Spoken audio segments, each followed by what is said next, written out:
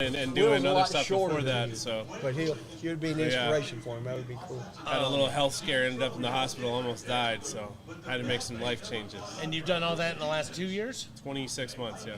Nice. That's pretty impressive, huh? You know, it's always funny when I meet somebody who does that, and I'm like, I got this 7 pounds. I'm like, wake the fuck up. Get rid of, do your Yeah, stuff. well, like the OCD inside of me wants to see a 1 in front of it. So I've been killing myself to get to that point for like the last 6 months. And I Right. just Were you can't do it. 204? Yeah, I just can't Dude. get there. I get like to 201 and then balloon back up to 209 Well, and we had the same conversation with our friend Will. He hadn't seen a 2 in a long time. Yeah. So just seeing a So 2 you- at the beginning was like carry a lot of monumental. water weight, and I go to the gym 4 or 5 days a week. So when you're working out like that, you're tearing muscle, and then that creates water weight. So you go fluctuate a lot throughout the week. Hey, before I forget it, me and Larry were talking before you got here. You know, Carrick's getting $500 to the winner of the Giving Day, KSU Giving Day. We thought about doing $250. We've got over $1,500 in the bank. Well, and you know, this is just me, and I meant to call you guys. I was actually going to do a call a few days ago. We should make $500 a month. Should. And I know it's a should. I know how all that works. But hypothetically, if we make 500 on Giving Day, we should go hundo, hundo, hundo, hundo to baseball, football, track Larry and made the field. point earlier that we don't want to leave any teams out. So let's just. Okay, so then we do 50. That's exactly what Larry said. But for somebody who's never even seen us yet, softball's never gotten anything. Hello. Actually, we had softball a few weeks ago. But Hello. Yeah, no, I mean, that was one thing, is we can't favor one team, one sport over another. well, we already do by giving golf $500 5 months ago. Clearly, they're ahead of Yeah, but women's it's a lacrosse. Special project. Oh, I don't disagree with you, but I'm just saying, for a day like today, we should be able to give $50, 50, hundo, whatever the case is, and you know it's. Well, we'll $500. ask Carrick. How about that? Say, listen, we're either going to give $50 a team, or we'll give $250 to the winner, just like you're doing, and see which one he goes for. $250 to the winner, To the team that raises the most money. But we already know that's one of 2 teams. That's the part that isn't a Yeah, but we fair- haven't given anything to the football team at all. What if we did this? What if we were to give, in that whole list, right? Give $50 each to the 5 losing teams, the last 5. like it. Yeah, Not the whoever winners. gets the least amount of The money least. on Giving Day, we'd like to give you a little bit. I think that's a great idea. All right, well, yeah, let's talk over to Carrick, but I don't see anything wrong with that. Sure, no, absolutely. I have think no that's problem. A great idea. We have sponsors that pay us $100 a month to be on the show, and you'll hear the commercials and stuff. That we Oh, do. nice. But we don't keep any of it. We haven't don't made keep any of it, so we might. We give it all back to the school. All the KSU. Yeah. Perfect. So did my Newt Rockney speech text on Saturday night inspire you to watch the whole thing? No. You just go, shut the hell up. Well, it was funny. I did my taxes Sunday morning, and Steve walked in to look them over for me, and he said, "You don't have on the match?" I said, "I can't do it." And finally, he convinced me to turn it on about when Rory was on the 4th hole. So he was now back in front again. I didn't even know he had double bogeyed one. He tried to give that away on Sunday. Every time I turned on my TV, like, okay, he's up by 4, I can watch it. And then when he hit the ball in water on the 13, I turned it off. And I went upstairs and kept up with it on my computer.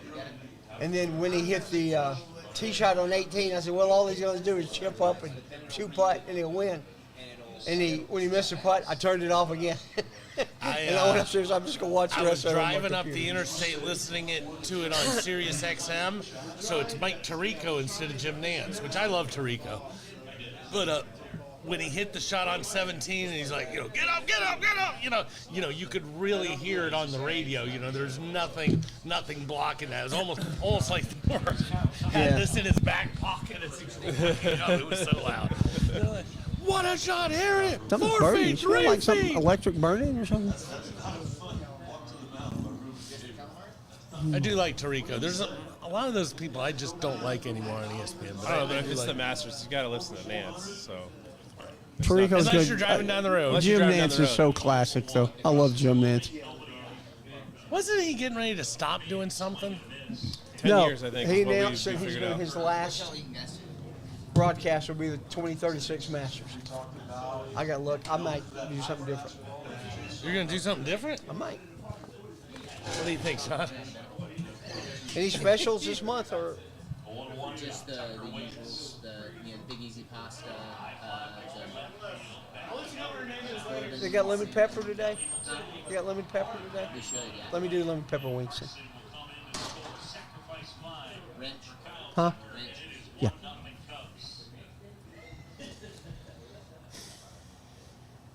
Philly cheesesteak. I was looking. I was looking at it. I'll go ahead and go with it. But you do know I get drunk. I do no onion. Meat and cheese only. Meat and cheese only. And what do you want to do for the side? Broccoli. I'm gonna kid myself into thinking that I could lose the extra 7 pounds I want to. Baby steps. I was talking to my roommate from college today. He does like gasket install and repair up in Virginia. And so he drives around all the time with me. And I talk to him every 6 or 7 months. He's going this and the other. He was like, my wife has lost all her jobs since the last time I talked to you. Ever since they had their kid 5 years ago, she's been clinically depressed. Doesn't want to leave the house, this, that, the other. It's like, she's just getting bigger, and, my job, my boss is running the company in the ground, so I'm looking for something new. I can't find anything. Now you went to Georgia, didn't you? And because For See, 2 people years, that yep. went to Georgia, I get them pulling for Georgia. this 20-minute tire events, like, Terry College of Business. Carrick went there too. Carrick Martin, the guy we're talking about. Carrick is his dad Great. was my econ professor at what I Kennesaw do, Junior and- College. Those types 6 of months into conversations this are never show. easy. We had him on because I want to find out what was going on at Kennesaw State. He's in the Hall of Fame with the sponsor of over there. My son's came up cool. to us after and said, "Man, Yeah. you No, guys no, are no. fantastic." It's very difficult. consider I had a doing something conversation. all about I'm Kennesaw going through early stages right now. So we've been doing that for 2.5 years. And so haven't lived at home for the last 2 months. And but an old friend will call me on the phone and be like, say, "Hey man, well, guess I met, I was hanging out with LeBron. I had dinner. So how you been? Well, I'm okay. I'm staying in my dad's spare bedroom." oh, well, that's positive, right? That's pretty cool. Yeah, I like it a lot. Hey, Sean, can I get some club soda? I sucked through this Gatorade today. Not now. Just, that's fine. He's a great guy. And he almost left one time, didn't he? Or he did leave. He came What did back. this place used to be? Used to be California Dreaming. California Dreaming. That's Yeah. for the life of me, could not put it together. Yeah. You're too hot to begin with, and you throw that on, and then you're like, doing that whole librarian. Thanks, man. Nobody's doing any of that. That's all in your head. Okay, well, That sounds like I'm you need to go talk to a therapist. I do. His name's Chuck His name's Chuck. or Sean.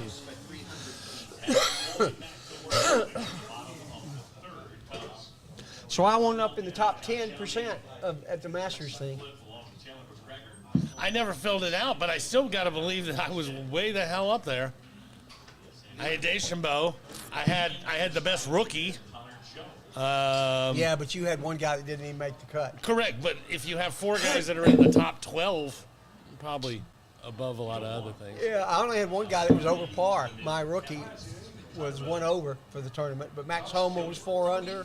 And you know what's funny about it? Yeah. And now, I always pick the same people. Yeah. Justin Rose is one of my people. I've picked him like 1,000 times. Good thing you didn't pick So Koepka. the last time they had an over, or they had to go to like sudden death, was in 2018, and it was him, and he's the one Justin who Rose lost. and Sergio. Correct. He So lost to how Sergio. disappointing is that you had sudden death holes twice in your career to win the Masters and you lose both of them? Not to mention the fact that if you were at a U.S. Open, you play 18. You know, so many different Well, rules for all Well, those they would things. have played 18 if they would have tied to 18 that day. That one, that one was hole. one hole. If they tied, then they play 18 on Monday. I didn't know that. I didn't know that. I thought they would just do another hole. That's what I They're thought. going to play 3. No, that's the week before. One hole, and if you don't win, you play 18 on Monday. Wow. Because that's what they talked about in the post-round interview. He said that, what's his caddy's name? He said, we're going to win if we have a playoff tomorrow, right? He said, yeah. He said, well, then we might as well go ahead and do it now. Yeah. Harry, is that his caddy's name? I don't know. What a good gig to be a caddy. I mean, you got to walk a lot, which is okay. A little healthy. That's Very not easy bad. for You us got to some walk. decent They know, shoulders they know on every you. square inch of those. 10%. They know every square inch of those screens though, and everything. You know, when they're standing there and nuts. they're like, it'll be 66 and a half yards before that incline. Yeah. And a half? You've got a foot and a half. You're standing that far away, and you literally know it's a yard and a half different. It's amazing. Oh, we need to do a sound check, Lee. Yeah, give me a minute. I want if you want to take your speakers back, Yep. I can't. Every one of these TVs has Bluetooth. Hello, 1, 2. Yeah, connect Put your headphones on, Tim, see if you can hear me. with my device. Because there's so many. Yeah, 2 things. I gotcha. I have a device that'll do one, so I'll just use the 2 I've got. Yeah, actually, let me run them out now. Check 1, 2. I can hear you, I can hear you. and I heard him too. Yeah. And get it to work right at home, and then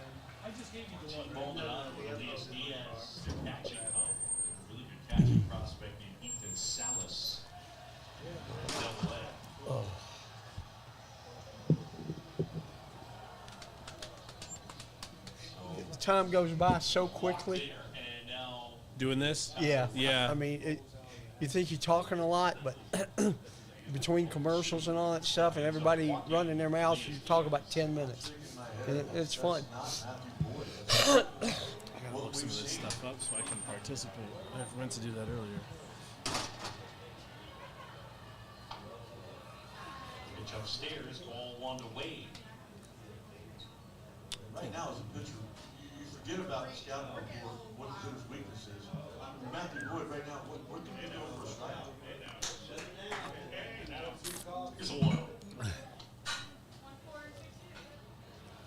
Right now, he's having trouble throwing everything first. Kind of odd. He'll drop down once in a while to get a left-handed hitter out. That's why he did that there. Last ball for a strike. And that's a base hit out into right field. Diaz not stopping, making his way to third and around the corner. Can I see that pen for a second? Sure.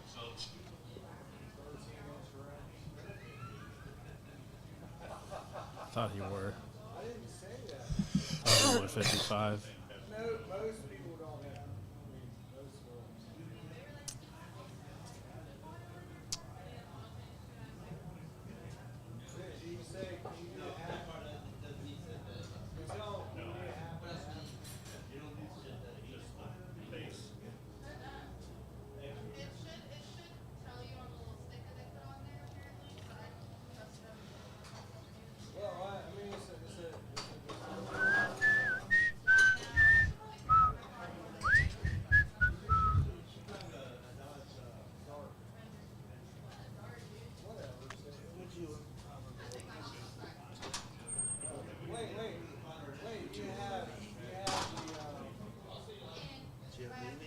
Huh?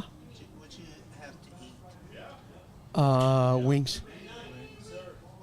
12, 6. 12. There's like $9.99 today. Special. Robert I think I heard him say he Yeah, got the Philadelphia Philly cheesesteak. cheesesteak Yeah. and broccoli. I just need the basic. We need to keep a running tab. Gotcha. Yeah. Gotcha. They said anything. They told They her haven't said anything, but I just we want to be ahead of the game. on my agenda, so I think when we told Bill that we were going to do the coaching show, he got all excited about it because he sent out an email about it. Yeah, well, I think, yeah, You know, we talked about Adam too. Once he stopped ordering food, I think that was the issue. I think that was the main issue. Okay, you want to do the sound check real quick? Huh? You want to do the sound check real quick? Tim and I were fine, but we'll do it with you. Do it again, because I had everything way up. I'm fine right now. It sounds good. I can hear you. And Tim, can you hear Tim, Larry? Yep. Okay. All right, we're good. We have a guy that's an intern that shows up. What is that? I can put my eyes on so I can see. Nico is going to UCLA. Oh, what's he saying now? This is Colin Coward saying that Nico Malaiva is going to UCLA. Family still claims it's not about money, even though it's about money. You know, it's bad. Tulane, I guess Tulane gave him a pretty good offer, and then he asked for more money, and they said, "No, we're good." Yeah.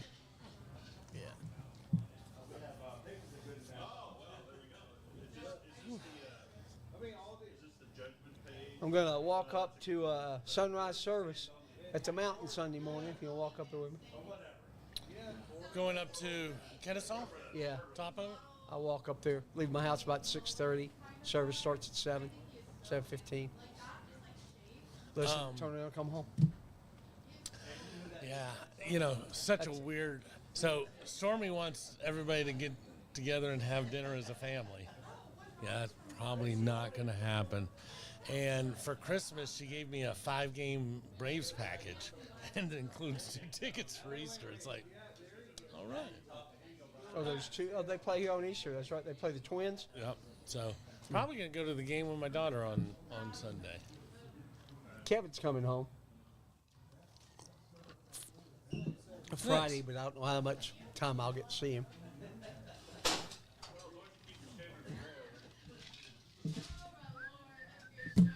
I got time. How are you, Smiley?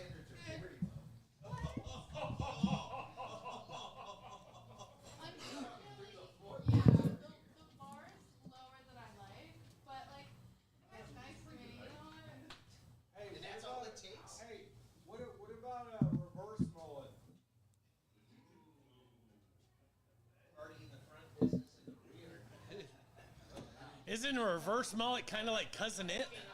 He's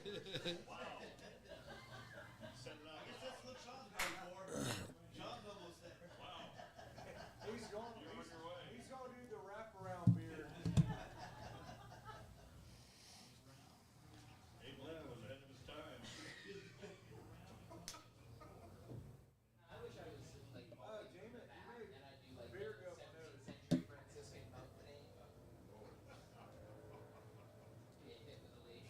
I'm sure, yeah.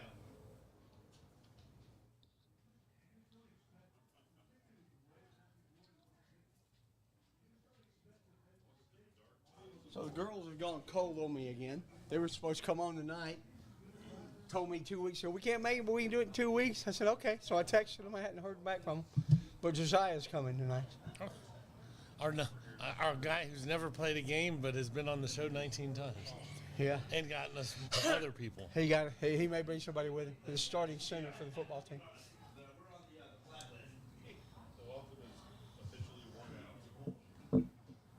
We need that. You don't want the March Madness tournament?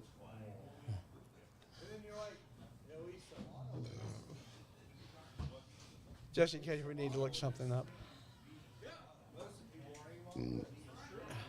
So I put number 1 on here as Farrell, number 4 on Brent's. I told him when it comes to 4th pick, when it comes to first pick those. But I think we could have made a good move on Farrell, huh? Who's number 4? Patriots. Oh, Brent? Yeah. Okay.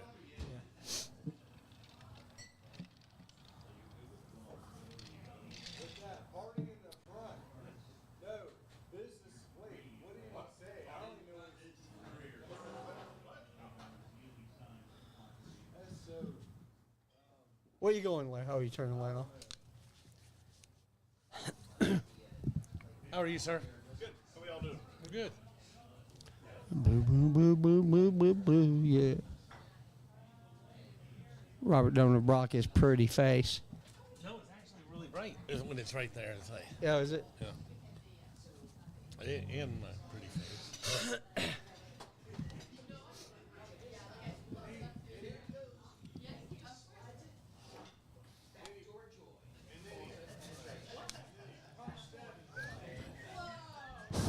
Yep, it's a good thing we did this earlier. I don't have anything. La la la la la la. la. Really? Now I am. Okay, there we go. Fa la la la la. Fa ra ra ra ra. Oh, yeah, it's here. Rah, rah, rah, rah. No, no, no. Fa ra ra ra ra. There he is. The man, the myth, the legend. That's him. I just went by the baseball stadium and took pictures. Looking good. I'll show you in between shows. I saw a post the other day with a couple standing there, and there was all sorts of digging going on. I didn't know what it was. I don't know. Larry, while we're talking, you may want to discuss with Carrick what we're talking about on it while we're doing the show.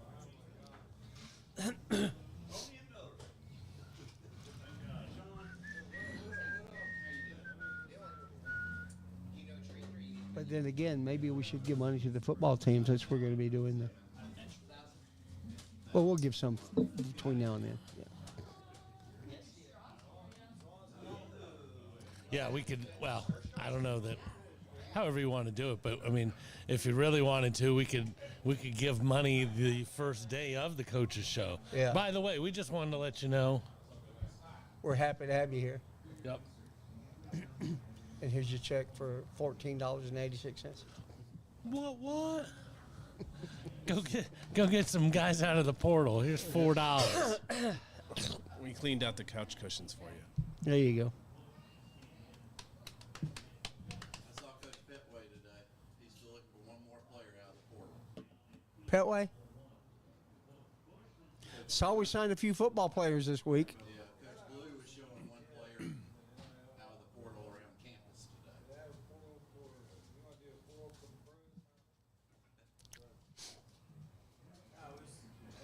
Be interesting if they had like posts and they're like, Coach wants you to donate today. We've got somebody on campus.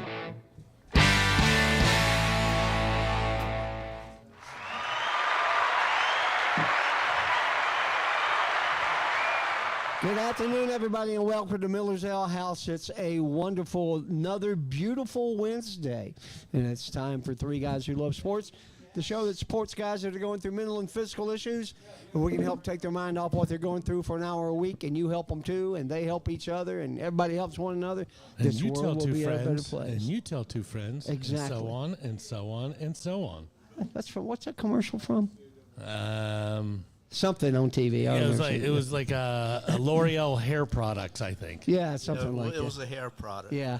All right, my name's Chuck Birds, here with my co-host, Mr. Robert Kinney. Robert, how are you, buddy? I'm reminiscing in 1970s commercialism. That was a great song, reminiscing. Little River Man. Little Right? River Band. Yep. All right, cool. Happy to be here today. Like we said, it's another beautiful day at Miller's Ale House. Going to get me some chicken wings. Can't wait. Lemon pepper. You went Philly cheesesteak? I went Philly cheesesteak. I would say I went Philly cheesesteak because I'm so incredibly slow at trying to decide. And Sean made the decision for you? Sean kind of suggested and pushed me in that moment. I just went with it. Yeah. And Larry, what did you get? Back to the calamari. I mentioned it last week, and now he's back. Larry, the squid, Jack Nicholson goes with calamari. All right. Hey, friends. All right. We're going to get on with the show, but first, let's start with the Don Smith commercial. Don Smith. Oh, Is he a yeah, friend? that's you. Is No, he a- Ron Smith. Ron Smith. I got an ex-brother-in-law named Don Smith. I keep wanting to say that. Making preparations for when you're not around anymore is not easy. Nobody likes to think about their own mortality, and we can talk about it next week. Doesn't always fit into the big picture. And that's why you should contact our friend Ron Smith at Senior Life Insurance. Whether you're being buried or cremated, costs keep going up, but you can lock in a price today and take this final expense off your to-do list. do your loved ones a favor and take care of your final expense so that when your time does come knocking, they won't have to worry about it. If you're age 1 to 85, are you 1 to 85, Chuck? Somewhere in between. There we go. yes. That's good. They have a plan ready for you. So please contact Ron and his team at 440-561-0758. What number was that? The big one on the screen, 440-561-0758. And thank you, Ron, for being a sponsor of the show. And I'm much closer to one of them than I am the other. I don't need to know which. I think you do. So we have a first-time guest here, Mr. Tim Davis. Tim, welcome. Listen to that crowd. Thank you, guys. They love you, buddy. Listen to that. That's unbelievable. Appreciate the Hey, invite. you gotta love it when the guy shows up with his own mob. Entourage. That was bigger than an entourage. Entourage is like 3 guys in the background clapping. Or So mob is more than entourage. Yeah, I always yeah, wondered yeah. about the numbering system in that regard. Yeah, that's kind of one of those things. That's like talking about somebody and saying a few, and people go, "Is that 2?" No, a couple is 2. A few is 3 or more. Clearly. All right, so we obviously the biggest news story of the week is the Masters. For me, it was not only the greatest Masters, it was not only the greatest golf event, it was probably one of the great sports events I've ever seen in my life. For many, many reasons. Rory obviously has been through the mill over the last 11 years trying to get this done. Had to be taxing on him, and he said so in his post tournament press conference. He said it was just, I didn't know if I was ever going to get this jacket on. I just didn't know if I ever was. And he said, I came back and tried and tried and tried and tried and tried. And he said it best. He said when he wept on the green, it was more of relief than it was anything else, than it was joy. He said it became joy, but it was certainly just a great release of everything that had been pent up into him for 14 years, really. Well, when you think about how good the guy is, obviously one of the best ever. And to know that it really doesn't matter if you win 9 tournaments a year. It's only can you win this one. It puts so much pressure on that one. Not to mention it's a tough one. So definitely kudos to him for getting the monkey off his back. I heard the one stat that said, Jack got his lifetime in 1965. Yeah. So if you're 60 years or younger, this is only the second time in your life Somebody get the Grand Slam who's won the career Grand Slam. So yeah, I mean, it's incredible, and hats off to him. Yeah, and I literally watched every interview, every congratulations. I probably spent 10 hours reading all the thank you stuff. Couldn't about watch Roy. the first 4 holes on Sunday, but by God, you watched everything No, else. once he won, I was all over it.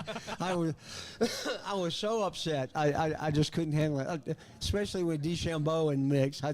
Robert, they know how much I hate LIV golf. So anybody but LIV. And probably never a DeChambeau guy before he went LIV. Yeah. Yeah. Yeah.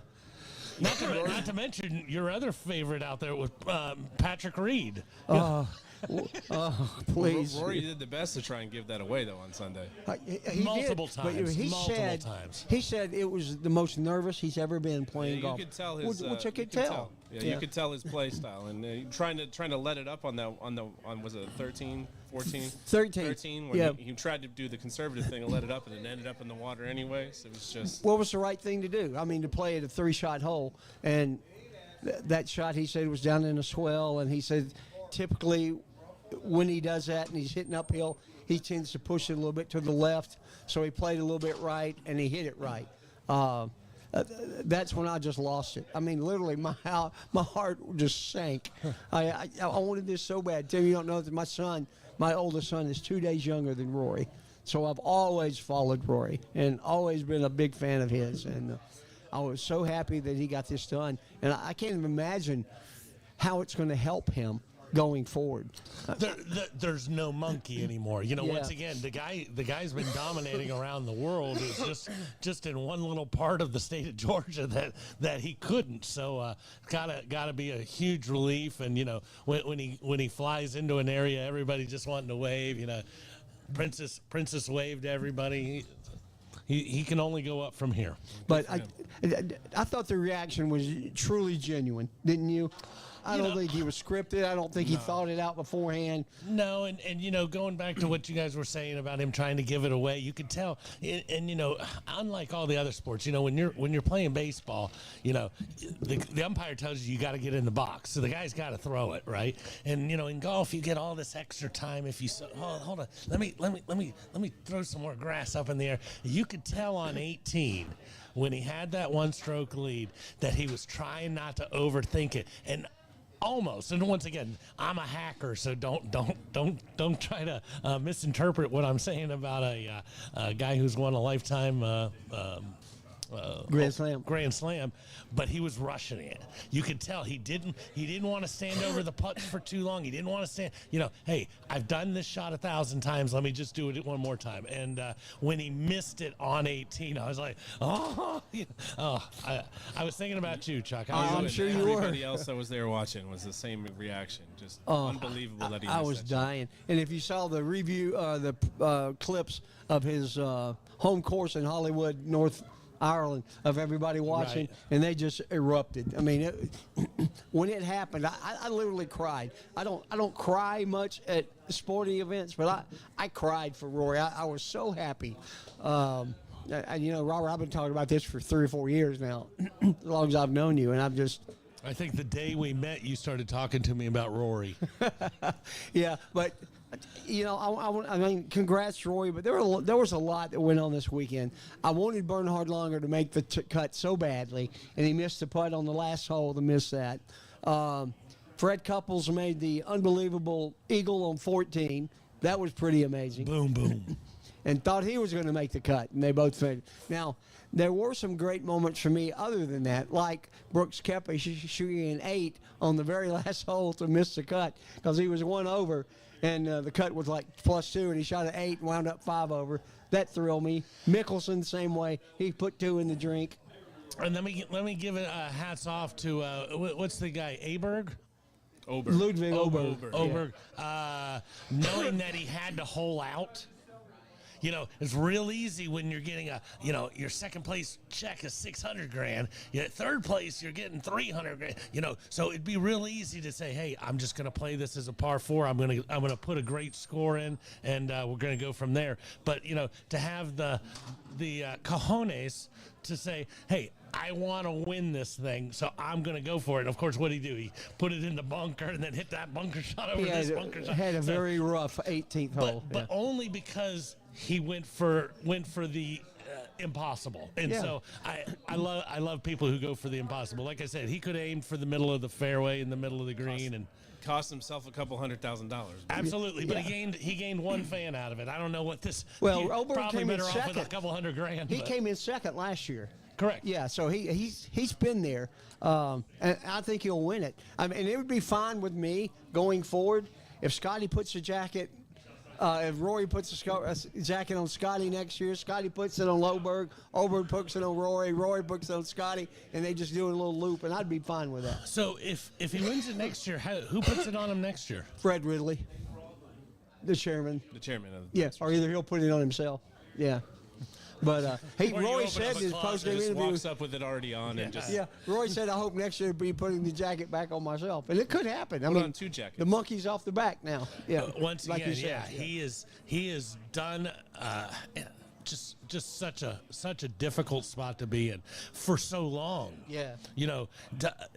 The idea that he has not crumbled over the last 11 years while trying for this. Because, every time something happens at the Masters, he probably doesn't really feel it in the Scottish Open anymore.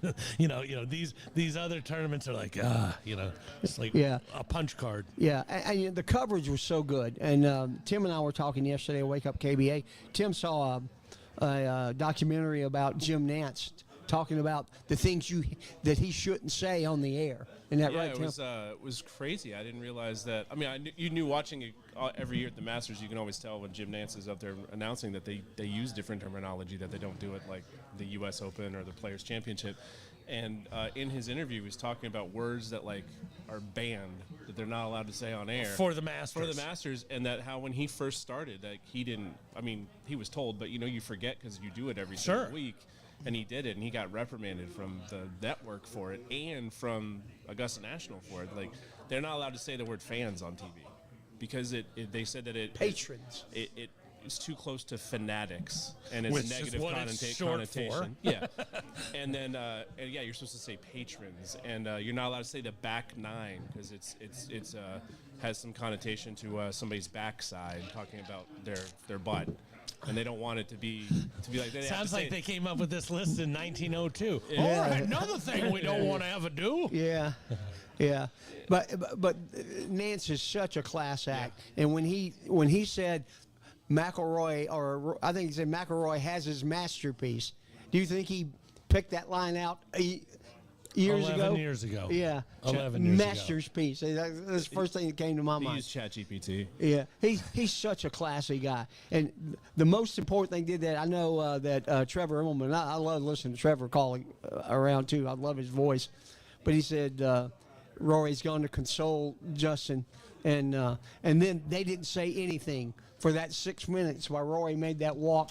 from the green over to get his jacket. Well, not to mention, And it was just so classy. all the people that you're hugging. Yeah. So, I understand, and once again, when I say I understand, I don't get any of it because I'm not that guy and I don't have those zeros in my bank account. But at the end of the tournament, when he's hugging everybody, and then he's hugging, and then he just goes from this guy to this guy to that guy to this guy. You can tell this isn't somebody who's like on the tour weekly or whatever. This is one of his boys from Northern Ireland. So you're looking at it's like, how many people did he fly over to Augusta? There's got to be 35 people here that are just on his team, if you will. And it was pretty amazing. It was pretty amazing. Yeah, and there had to be thousands of people yelling, Rory, Rory. And man, that's got to get to you. It's just got to get. And then when he saw Shane Lowry right before he went in to sign his card, Shane picked him up. Right. Man, what a great moment. I mean, they're best friends, and that was just so cool. And like you said, it's that's probably one of those things when he's coming up on 18 and everybody, Rory, that's why he's rushing the putt. He's like, okay, don't overthink this. Don't overthink this. Yeah. Do what you know. But hats off to the gentleman. I'll always remember him for one thing. When he first came on the scene, and I think he had won one major or maybe a couple tournaments at that point, so a little bit of a new celebrity. And they asked him. I do remember now. The British Open was getting ready to happen, so I don't know what he had won or if it was his rookie year, second, third, or whatever. But somebody asked him, how many Beatles can you name? And he's like, yeah, none. It's like, yeah, I'd love to tell you that I know more than I do. Yeah, it's not the case. Well, they showed clips of him, which I thought was really cool, as a little boy chipping balls into his mother's washing machine. I mean, that's how you start practicing. And then when he was growing up, they show him hitting from like 50 yards away golf balls through the driver's side window and out the passenger side window in an automobile. Did like 5 or 6 in a row like that. I said, I couldn't even hit the car, much less put it through the window. You'd hit the car. You'd break the window, Chuck. Yeah. But no, I'd hit the neighbor's house. Yeah. Car. But yeah, it's amazing. All of these guys, we talk about this stuff, at the highest level. No matter who you want to talk about, whether it be Oberg or this guy or that guy, they're all able. They all have their thing where chipping it into a bedpan. I'm thinking about Forrest Gump when he was playing ping pong. Remember it? He's just knocking them down. Just dang, dang, dang. Yeah. You know what my favorite part of the week was? Poppy asking him. Did you hear what his little daughter asked him? No. She said, Dad, are you famous? At the par 3 tournament. I think we can answer that question now. Yeah. I think Rory is famous. So, again, kudos to Rory. And just another great Masters. I almost can't wait. And I was surprised nobody asked him, what are we going to have for dinner next year? But I guess that will come in time. I guarantee it he doesn't go with that old Scottish favorite, haggis. I hope he doesn't do haggis. Yeah. All right. The worst meal in Augusta history. Yeah. All right, let's get some commercials on and we'll move on. Joshua Smith and his wife Tammy are both graduates of Kennesaw State College. He's been practicing law for 24 years, specializing in sports and entertainment law, while continuing in criminal defense, civil litigation, juvenile and personal injury law. And he's ready to represent you all the way from your small town to the Supreme Court and any appellate court in between. with all the new rules regarding NIL and cash payments to athletes, they're placing a new emphasis on Kennesaw State University student athletics to help our student athletes better navigate some of the bigger issues that have tripped up so many. Give them a call tomorrow at 706-217-2095. That's right, 706-217-2095. There are a lot of places to get your oil changed in the Kennesaw area, but if you're looking for a personal experience, then stop in at Kennesaw Express Lube or Lost Mountain Express Lube. We'll always do our very best to get you in and out quickly, safely, and without a whole lot of fuss. We're a true owner-operated business where you'll find Brian under a car or hood at one of the shops. We offer experienced, knowledgeable technicians and the latest computer software to help you maintain your new car warranty and keep your pride and joy running for the next 100,000 miles. We proudly offer Castrol products. And we thank you, Brian Bristow, and I need to come see you. Tell me when you're going to be in Kennesaw. I got to get some breaks. You're the man. I need to take a break and come by and see you for Just breaks. make sure you go eat lunch before you go see him, because there's no telling what that guy might try to have you eat. Oh, there's no telling. And Joshua Smith, thank you, and Tammy, too, as well, for being sponsors. So move on in our agenda. We've got a lot of other things happening in sports other than just the Masters. Masters was the main story, but the Braves are at it again. After starting 0-7, they're now 5-6. So they're now 5-13. They have won one series against the Phillies, which is kind of odd. The best team since Yeah. It's the one that counts, though. Yeah, but they haven't won 2 games in a row yet. Out of how many games have they played now? 18. They haven't won 2 in a row. Maybe this weekend at home against the Twins, they will. Yeah, once again, it's a marathon. We are only 10% of the way through the season. And at the end of the day, we're not good. I threw Double-A under the bus 4 years ago when we won the World Series. The reason why he had to go sign 4 outfielders in August was because he did a horrible job November, December, January, February, March, April, and we're in a very bad situation now. Not all of it is under his own doing. There is he's signing guys who have performance-enhancing deals and all sorts of other stuff. But I've never been a fan. That's all I can say. Acuna's coming back. Strider came back today. We're still going to win a lot of games. But and Strider pitched well enough to win. But when you strike out 19 times in 27 outs, that's not a good sign. I saw a stat that said this was the first game in Braves history where our first and second batters went 0 for 8 with 8 Ks. That has never happened in the history of the franchise. How'd the top 2 guys do? They went 0 for 8 and struck out every time. Never touched the ball. Yeah. Not always very good. Yeah, so... Braves on the. I think they finally got an off day tomorrow, and then the Twins are in for the weekend. Said you're going Sunday, Robert? Yeah, going Sunday. Yeah. But you said it's only 10% of the season, so you still got 90% left. Tons of time left, and the fact of the matter is, Murphy's back this week. Strider back today. Murphy hit 4 home runs in his first. He got hurt yesterday. Acuna back soon. Riley in the last Riley in the last 3 or 4 games has hit 3, 4 home runs. And he struck out 3 times a day, I think. Yeah. Well, that's what you do when you hit 3 or 4 home runs. Yeah. But, no, we have the horses. Sometimes I believe you get so far ahead, and you're not the team you want to be in September going into October.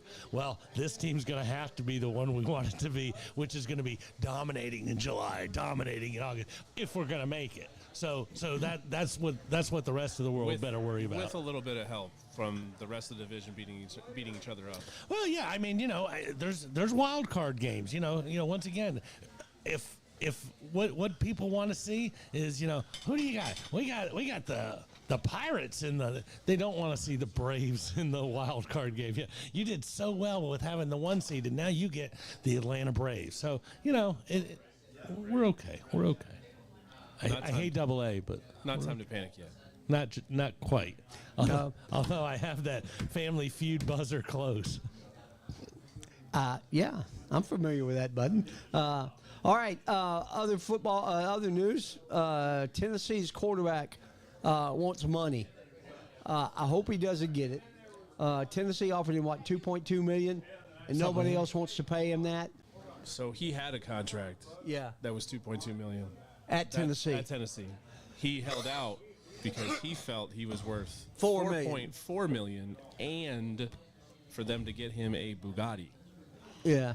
Well, I mean, if you're not going to get me a Lambo, why am I even going to take you seriously? The Bugatti was $2.4 million.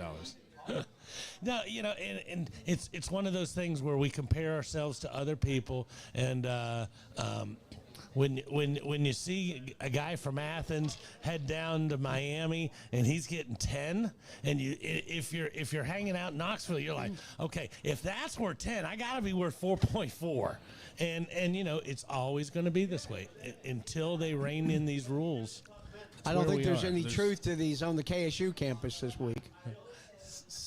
Carrick's shaking his head no. Semi-breaking news before we came on today. Colin Coward reported that Nico is headed to UCLA, Wouldn't be surprised. and that his parents are holding strong that it's not about money. Yeah, his parents can hold strong to anything they want. Yeah. If it weren't about money, he'd be at Tennessee. That's my point. $2.2 million is But you're plenty. right. Until they get some sort of commissioner in charge of this and get these kids on some sort of like a contract basis, which I know makes them professional athletes at that point. They already are. They just already gonna- are It's professional just going to athletes. be the Wild West with all of this. And you know what? Good for Josh Heupel. Good for the University of Tennessee for standing up and saying, you know what? If you're not here for the team, then you don't need to be here. I totally agree with And that. doing it the morning of your spring game, having a press conference and being like, we've moved on from Nico, by the way. Yeah.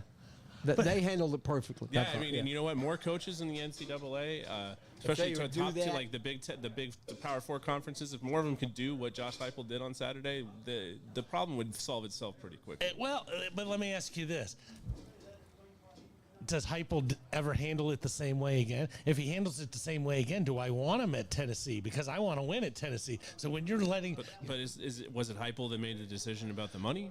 No, probably not. But at the end of the day, you know, I think Heupel's allowed to say he makes a decision based on a decision he didn't make. Yeah. He wanted that kid, and that kid doesn't want it. I just, it's these coaches are in no-win situations. I vote Nick Saban as NCAA football commissioner. Oh my God. He sounds like me, doesn't he? And that's coming from a guy with Showers this on not his longer. shirt. Showers not longer than 5 minutes. This Yeah, isn't exactly. a spa. This isn't a spa. That's a great commercial. Yeah, I love It's that. no fun. Two flushes. That's it. No fun.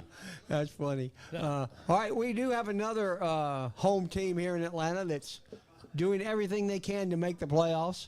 Playoffs. The Hawks, and they got hammered by the Magic last night after they beat the Magic on Sunday, which really didn't mean anything because they couldn't move up based on their regular season winning percentage. But they were down 15.5, came back within 3, and then it all just fell apart in a heartbeat. They had a very impressive first 7 minutes of the third Second, quarter yeah. yesterday.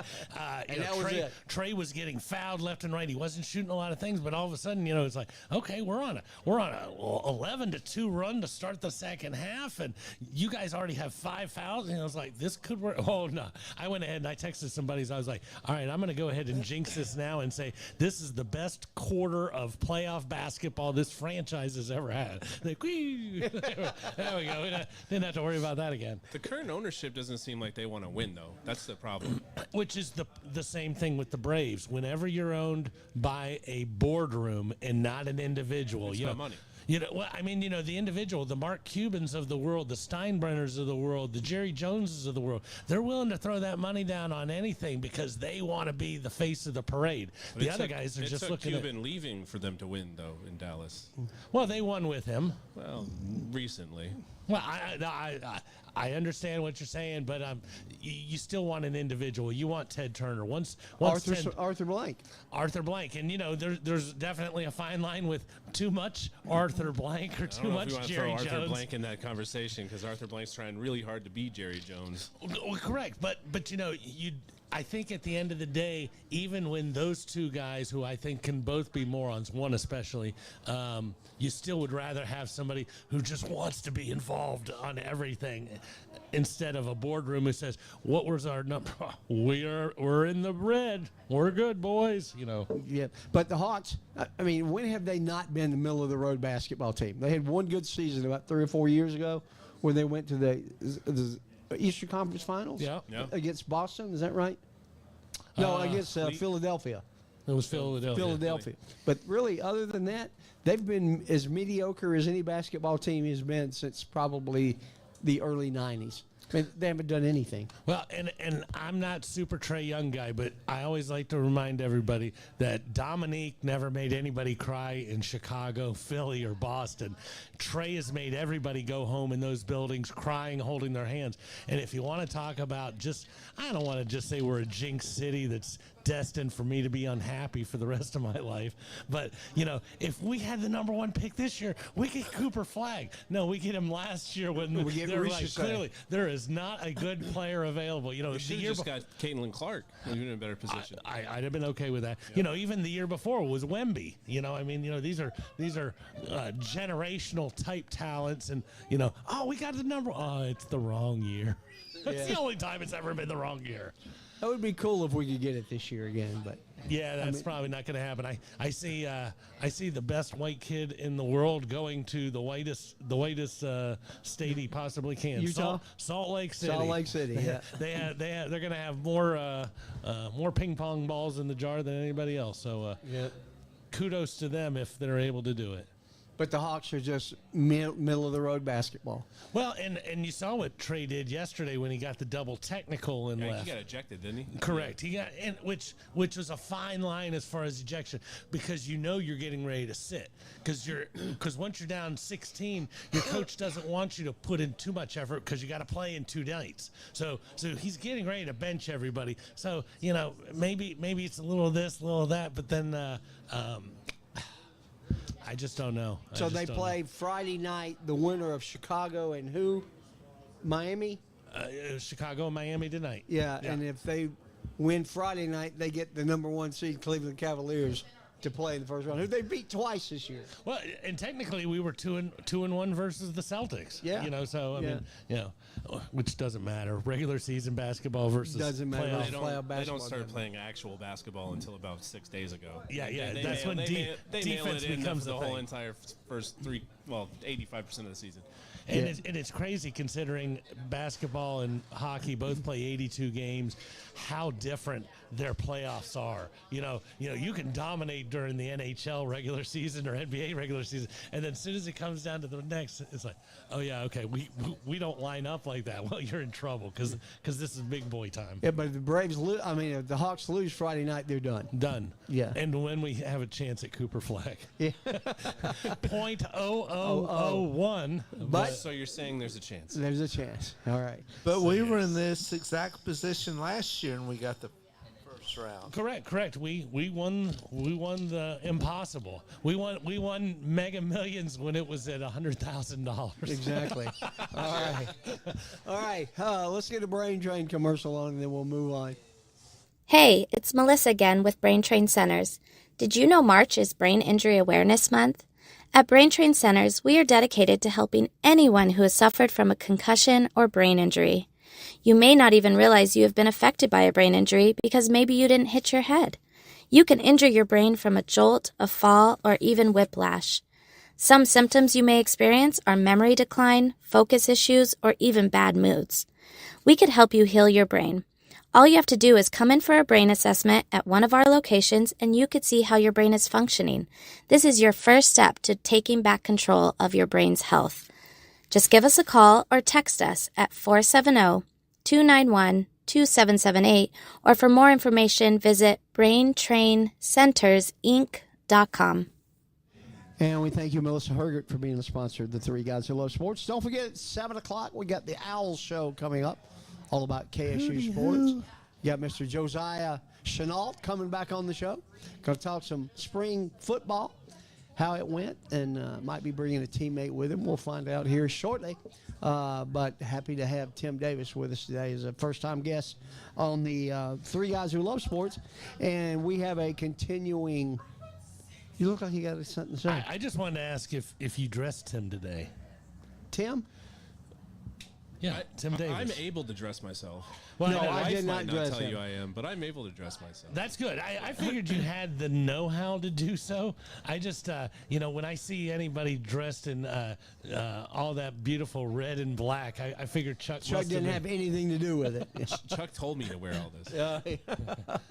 All right, so our continuing streak of the greatest athletes to wear certain jersey numbers, and we skipped it last week because had so much going on with the Masters and the wrap-up of the Final Four, but we're back at it this week, number 55, and I was a little shocked to see the number of great athletes at number 55. There are a bunch. Yeah, a lot of times there's one sport heavy, and this one was kind of spread out. But let me just go ahead and say my favorite 55 ever is still going to be Mars Blackman commercial. Do you remember when Jordan went to play baseball, and then when he came back from his 2-year retirement, his very first game was at the Garden against the Knicks, and Mars Blackman, a.k.a. Spike Lee, did his commercial. He's like, Jordan came back and dropped a double nickel on my Knicks. And that's, whenever I think in 55, I always think of Mars Blackman telling me that he dropped a double nickel on my Knicks. Yeah. I love Mars Blackman. It's awesome.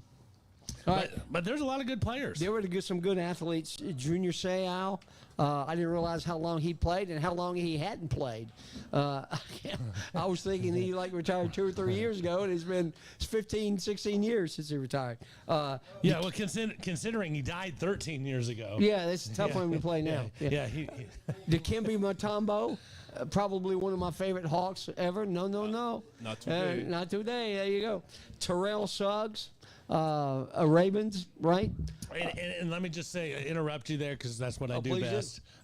Terrell Suggs is an incredible player. The only reason why he can't be my number 55 is because most of his career he was not the best player on his team. Yeah. And not to take anything away from him, he was a great player, but And then there's Oral Hershiser, and I actually worked with Katie Hershiser, who was Oral's sister, when I did the You Got the Right One Baby thing with Diet Pepsi and Hug Girls. Katie worked for Pepsi. So she was here in Atlanta, and I got to meet her several times and talk about Pepsi stuff. Is there any truth that they almost had Chuck Burge do that instead of Ray? No. You got the right one? I did host I was the MC for the Hug Girls for 2.5 years. I never got to meet Ray, but I hung out with the girls a bunch. A bunch. Yep. But Katie was nice. There were so many other good ones on this list. Tim Lincecum? Correct. Tim I got him Lincecum, on my list. Boston Red Sox, right? Pitcher? Giants. Oh, Giants. New That's York right. Giants. Yeah. The San Francisco Giants. Yeah, San Francisco Giants. But Unless you switch to football. But absolutely. I was going to bring up the Freak, as he's known. Yep. Everybody lies about how big they are in sport. Pretty tall. No, they say he was 5'11" and weighed 170. Right. So if that's what you're claiming, that tells me you're probably closer to 5'9" and a half and 162. And to dominate the way he did. The guy won 2 Cy Youngs and was the best pitcher on that team in that run where they won 3 World Series. So, and his second year, his second, third, and fourth years, he led the league in strikeouts. So the Freak was amazing. Dominant pitcher. And once again, you look at somebody like him and you go, well, if he could be a professional athlete, maybe I could have been because he didn't have all those things that you think you need. On that same token, Hideki Matsui wore number 55. Correct. I couldn't go for him because he's a freaking Yankee. But on the Lincecum thing, he doesn't like the Yankees. I don't like the Yankees either, but he wasn't exactly a peak physical condition when he was playing for the Yankees. No, he wasn't. Well. He ran like a 16-second 40. On the Lincecum draft, he was drafted in the 42nd round by the Indians in 2005.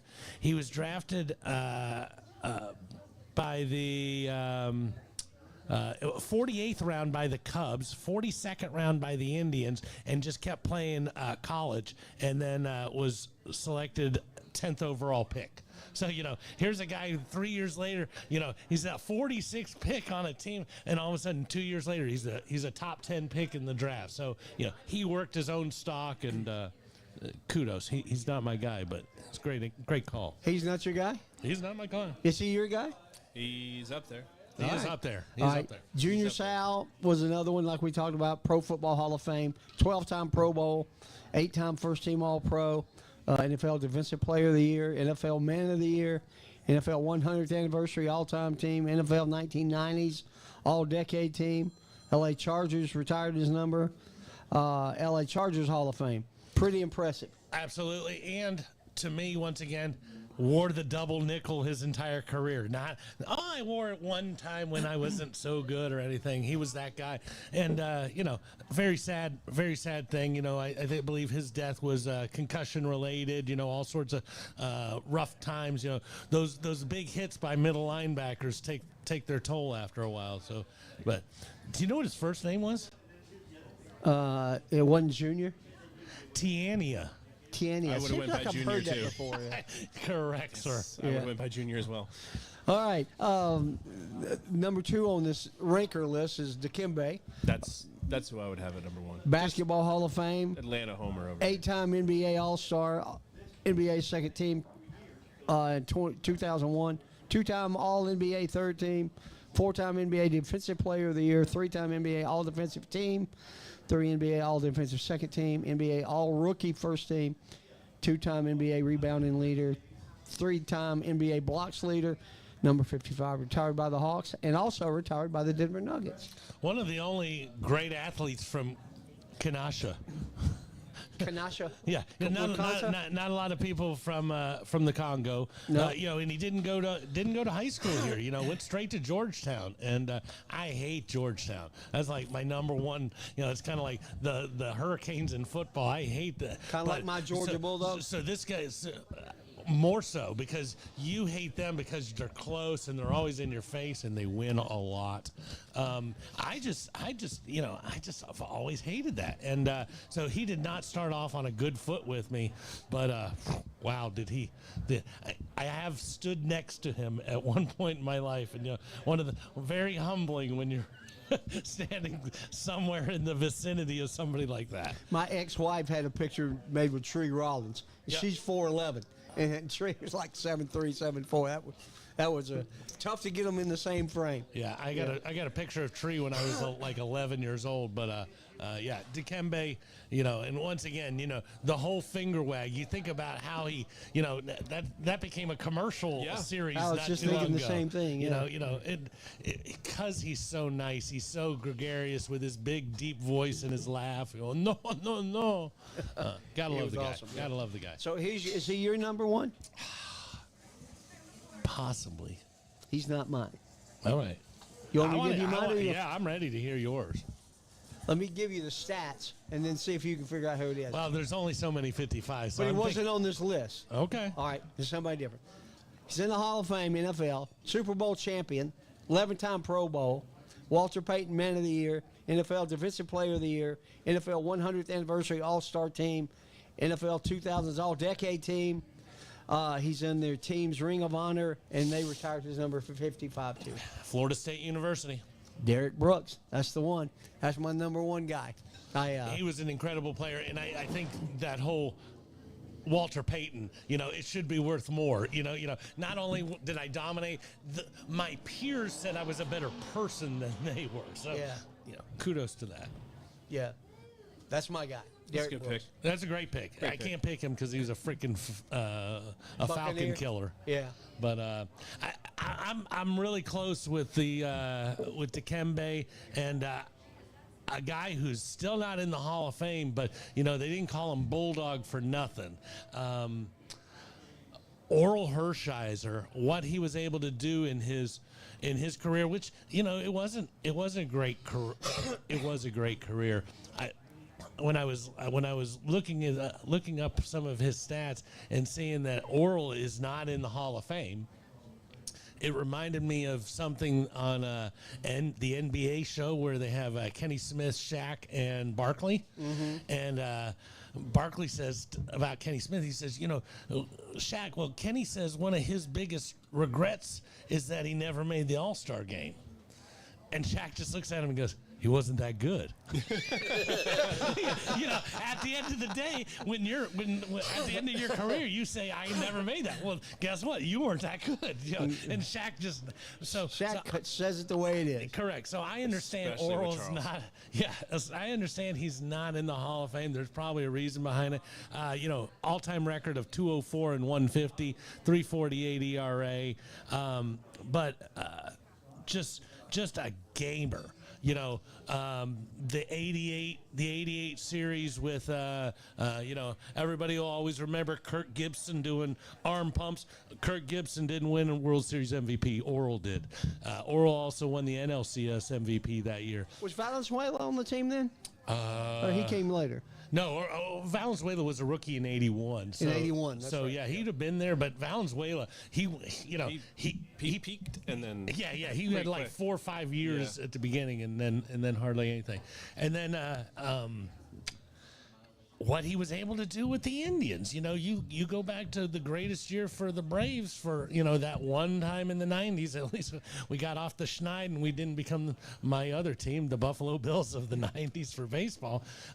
Oral was the guy who we had to beat. And, you know, I still have the newspaper framed, you know, Maddox fails oral exam. You know, it's like, yeah, when Maddox can't beat this guy, that guy's probably pretty good. And, yeah, I'm going to give it up for Oral. I hated him.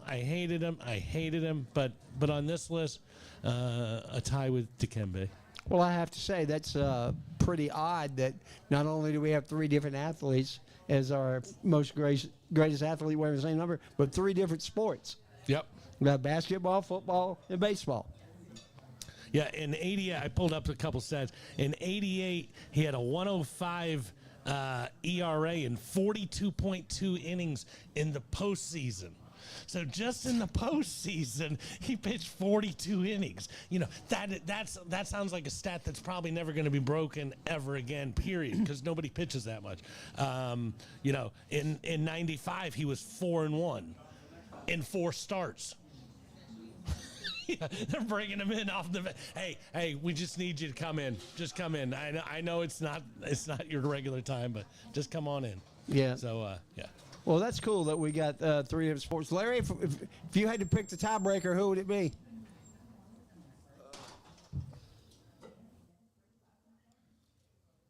Somebody wake Larry up. No, I think I'd have to go with Timbo. Yeah, there was no doubt. There was no doubt he was going with a finger waver. Yeah. He's a homer. He's a homer, too, I just love like him. Tim. There's nothing wrong with it. Nothing wrong with that, especially when it's Dikembe. And not to mention, who did they beat? You know, one of the best NBA. You know, there's those different videos that you could show at the beginning of, and there's the picture of Dikembe hugging the ball as a Denver Nugget, laying down on the floor I remember that. when they pulled the super upset. You know, before he ever became a Hawk. So you know, that's one of those iconic images that. Yeah. I don't remember who he beat, but it's still embedded in my brain. Yeah. All right, so we got one more segment to do, but probably one of the most fun segments we'll ever do. But we're going to do our 2 commercials and wrap up the show. Tired of going to the same old places for the same old thing? American Access has your solution. Whether you're looking for something new to do before or after the game, the most memorable workouting ever, or just wanting to take something else off your bucket list, American Access has their 3.5 Atlanta locations waiting for you in Marietta, Tucker, downtown at the Works, and the uber cool new Mobile X experience that can be set up wherever you need. Keep an eye out for them at upcoming events and festivals and look them up at American Access or give a call to 678-763-3635. Where? 678-763-3635 to schedule your next adventure. And who do we thank for that? Mr. Fisher. Dan Fisher, there you go. And we appreciate Dan being a sponsor. Are you looking for a ride that's more than just transportation? Experience the revolution in luxury travel with Revere Black Car Service. Whether it's a trip to the airport, corporate travel, weddings, daily commutes, or a ride to the KSU game, our Black Car Service delivers comfort, style, and reliability. Ride in a premium luxury vehicle with a professional chauffeur dedicated to exceptional service. Enjoy all the amenities while indulging in a first-class experience designed just for you. Whether you're heading to an important meeting, catching a flight, or celebrating a special occasion, Revere Transportation gets you there in style. Join the revolution and book your ride today at RevereRides.com. The revolution will not be televised. No. And thank you, Travis Loudermilk, for being a sponsor of the Three Guys Who Love Sports. Absolutely. So, big night coming up a week from tomorrow night, the NFL draft in Green Bay, Wisconsin. Man, is that city going to be mad, crazy, or what? I just want to throw out that this has been a really cold spring. I haven't looked up what the weather is in Lambeau, but, I'm sure most of the people who will be there will be wishing they were in South Beach. Yeah, but, man, I'd love to go to one of these. We've talked about this before. I wish I'd have gone 2 years ago when it was in Nashville.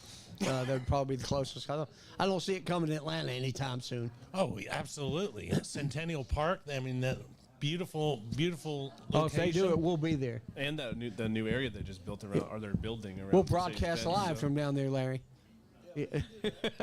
We can do that. Larry's like, I got that technology. We're ready. I got it covered. All right.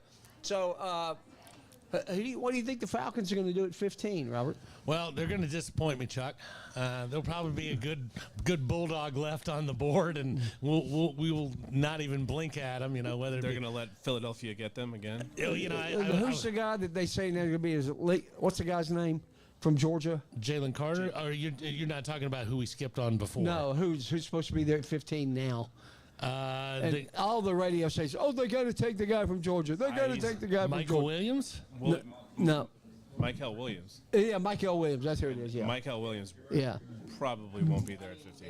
Yeah, but if he is, and he not taking the local radio stations that all kiss Georgia's butt, are you just going to be up in arms again? Well, but they never take anybody, and regardless if you take this guy, you still let the big boy go a couple years ago, and just mind-boggling. It is what it is. That was generational talent that you were going to get at the 8th pick. Which typically speaking, you couldn't get Jalen Carter in most drafts, probably outside of the top 3. Yeah. And yes, he did a lot to push his own number back, but we got to see what the first 14 do, and then the Falcons will underwhelm us at that point. Yeah, I'm going to go. I think Mike Williams out of Texas A&M.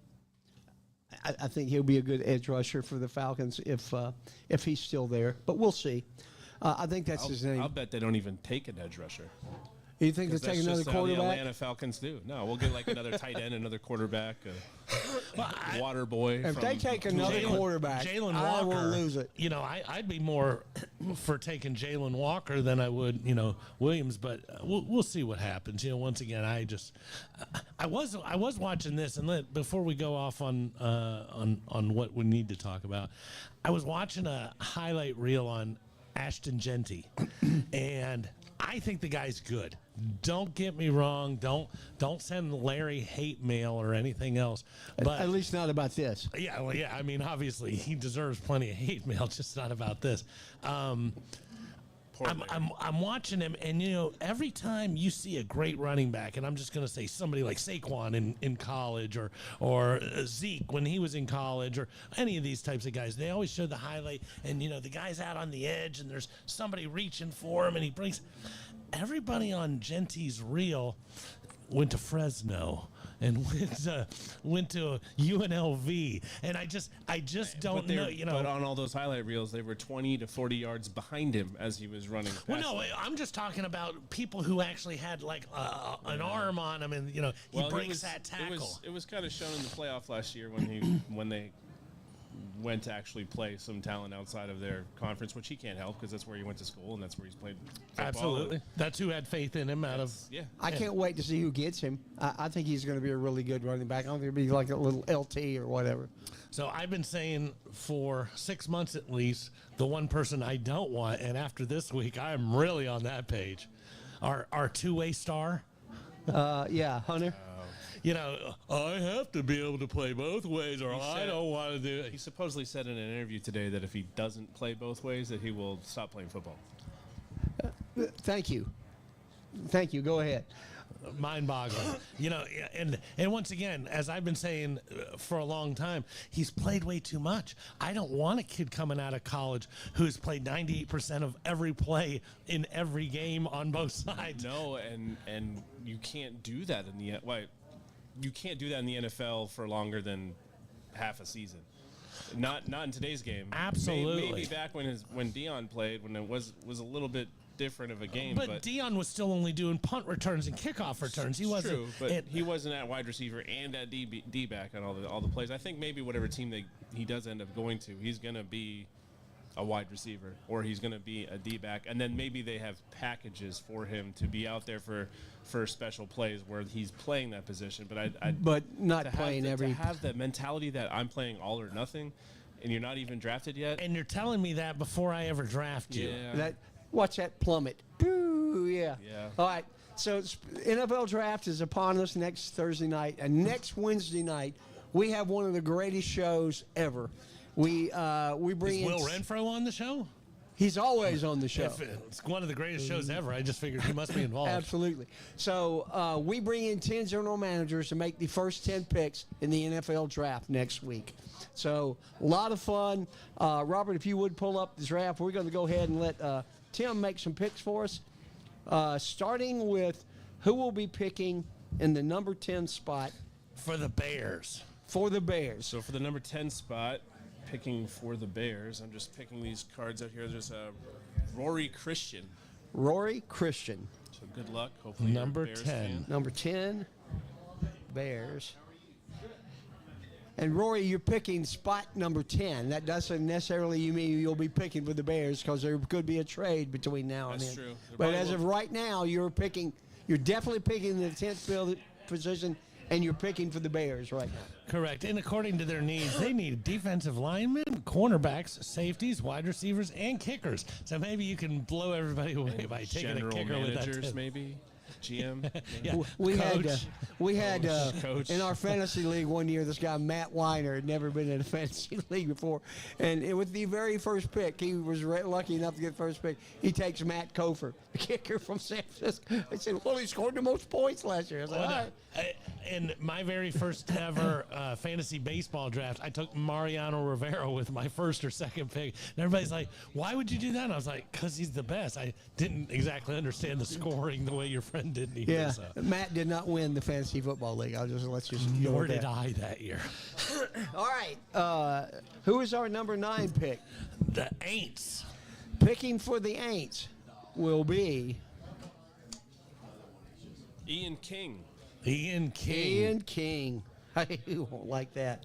Ian, you're picking number 9 currently for the Saints, but you will be picking in the. Now, I like Ian being in that position because he'll study. He's going to do some homework. He'll do some homework. He's going to He'll be be ready. ready. But, they put little initials out next to their needs as far as what they need. Theirs just has, dots next to it, like everything. We need wide receivers, cornerbacks, linemen, They were talking about linebackers, Sanders shopping tackles. him, but I don't think Sanders is going to go that high now. I've seen the last 2 mocks I've seen has him going to the Steelers. Really? Not saying I know anything, just what I'm looking at, and I'm like, wow, that guy's dropped a lot considering they were saying he was a top 10 a month and a half ago. We'll probably start paying a lot more attention to it in the next week. Of course, we don't have a whole lot to do. We just get to sit here and comment next week. Yeah, we make fun of people. Yeah, we make fun of that'd people. be a great week. All right, the number 8 pick is who has the 8 pick? The Robert? Carolina Panthers. The Panthers. Dylan Bledsoe. Dylan Bledsoe. All right. Now, I've seen a couple mock drafts that have them adding a little wide receiver talent. I think the kid from Missouri who was an All-American this year, maybe even last year, 2-time All-American. Oh, yeah, wide receiver. I remember him. Well, yeah. they Can't think of his name, but before you're getting ready to say that your quarterback, you need a new one, you maybe should give him a toy. At least something to play. They didn't give him any help last year. They gave him nothing his rookie year and nothing his second year. Yeah, it's unfortunate because the kid's got a little talent. He does, and exactly what you're saying. When you look back at the Eagles and the Dolphins when they got their Alabama quarterbacks, they went there and they didn't have anything. And then, they drafted Devontae, they went out and got AJ, the other team went out and got Tyreek, and, so you got to have somebody to play. And he ran for his life most of the first 2 years he played football down there, too. So Absolutely. He's got to get some protection, and he's got to have somebody that he can dump the ball off to. All right, who's our number 6 pick? Oh, it's 7. Is it 7? It is Sean Fells and the New York Jets. Jets. So who is picking for the Jets? Eric Eads. Oh, that's Eric a beautiful Eads. one. Eric Eads.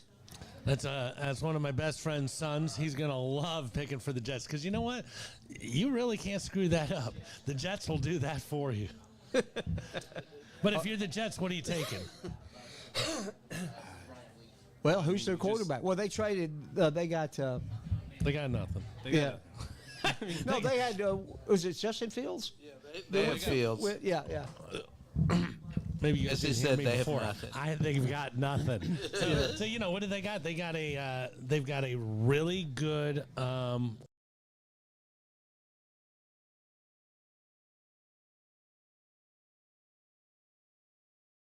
But he's good. well, Brees, the running back, and then Garrett Wilson. Garrett Wilson's the Ohio so, State so guy. you know, there's Ohio State. two nice offensive pieces, but you got nobody to get him the ball and maybe nobody to block for him. So All right, good number luck 6. with that one, Eric. Who's number 6, Robert? That would be the Vegas Raiders. The Raiders. Who The it is, Vegas Tim? Raiders. The Raiders, we're going to go with Zach Hyatt. Zach Hyatt. Oh, that's right up his alley. Although he was really hoping for number 1. That's his team. Yeah. Yep. Zach got the Raiders. That'll be a fun pick. All right. Number 5 is The Jayville Jacksonville. Jaguars. Tyson Scragg. Tyson Scragg with the Jaguars.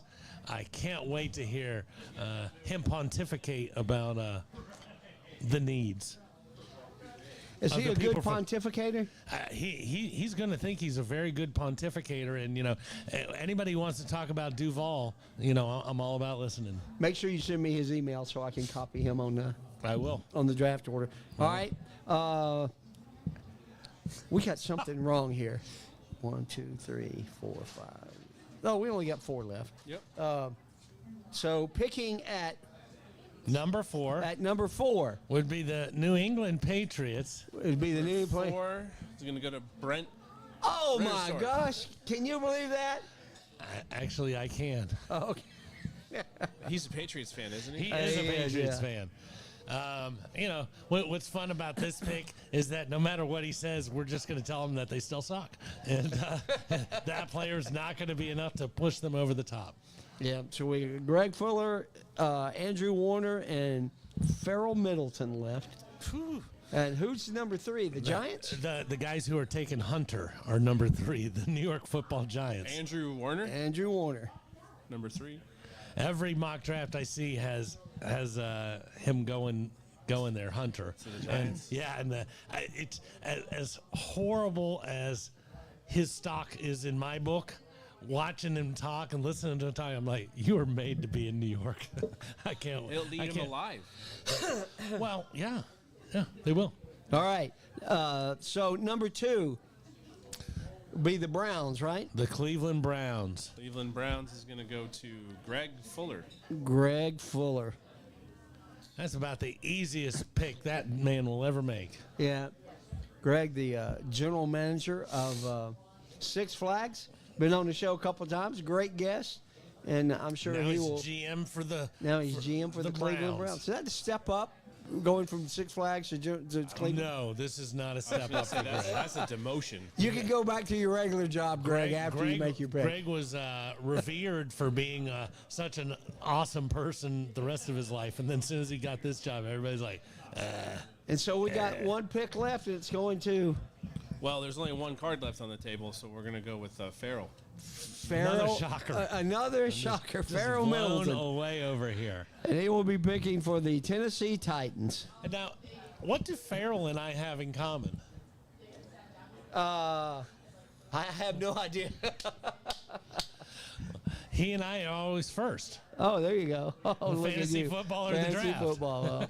All right. Sorry, I had to slide that one in there. So real quick, at number 10, we got Rory Christian picking for the Bears. At number 9, we got Ian King picking for the Saints. At 8, Dylan Bledsoe picking for the Fencers. At 7, Eric Eads picking for the New York Jets. At 6, Zach Hyatt picking for the Raiders. At 5, Scragg picking for the Jacksonville Jaguars. Number 4, Britt Rittersdorf picking for the Patriots. Number 3, Andrew Warner picking for the Giants. Number 2, Greg Fuller picking for the Browns. And Farrell Middleton picking for those Tennessee Titans. Be a fun show. You know, it is going to be a fun show. I just, I really hope the Browns get this one right. I don't think there's any doubt where the Titans are going. I think it's going to be quarterback. Although, once again, I love these little abbreviations here. Next to Tennessee's needs, they have edge, wide receiver, linebacker, tight end, defensive line, and safety. They don't even have quarterback listed. And well, they got the kid from Kentucky, right, that beat the Falcons. Yeah, he's not playing anymore. Levis? Yeah, Levis. Will Levis. Yeah. Right. I think there's a reason why they're going to say Cam because of Levis. Yeah, I think Cam Ward's going. All right. Well, we're a little over time. Robert, good show, buddy. Tim, thanks for coming on, buddy. Thank you for having me. I appreciate you guys. Guys, don't forget, 7 o'clock show. We got the Owls coming up with a big old guy. Mr. Josiah Chenault going to come on tonight and tell us how the spring game went among all the players. We look forward to that. And until then, guys, know your numbers, cover your ass, get your prostate checked. We'll see you next week right here on Three Guys Who Love Sports. See ya.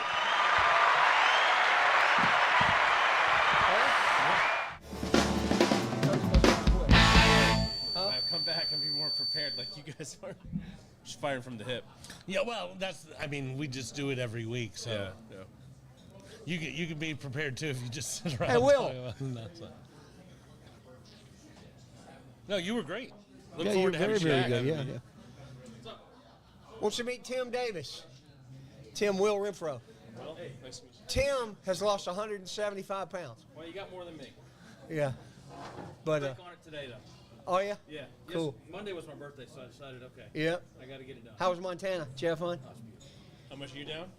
About 115. It's got a 1 in front of it, so it's impressive. Every joint in your body appreciates everything you guys have done. I just got new glasses because of it. Like I had my prescription was time to do up, and for the first time in my entire life, my prescription got better. Really? Because of all of the, she's like, you've lost a lot of weight, your body's changed. The one that surprised Eyesight's a me little was, better. I used to wear wide shoes. Yeah, me too. Now I can wear regular shoes. I've gone through 4 different full-on wardrobes in the last 2 years. Yeah.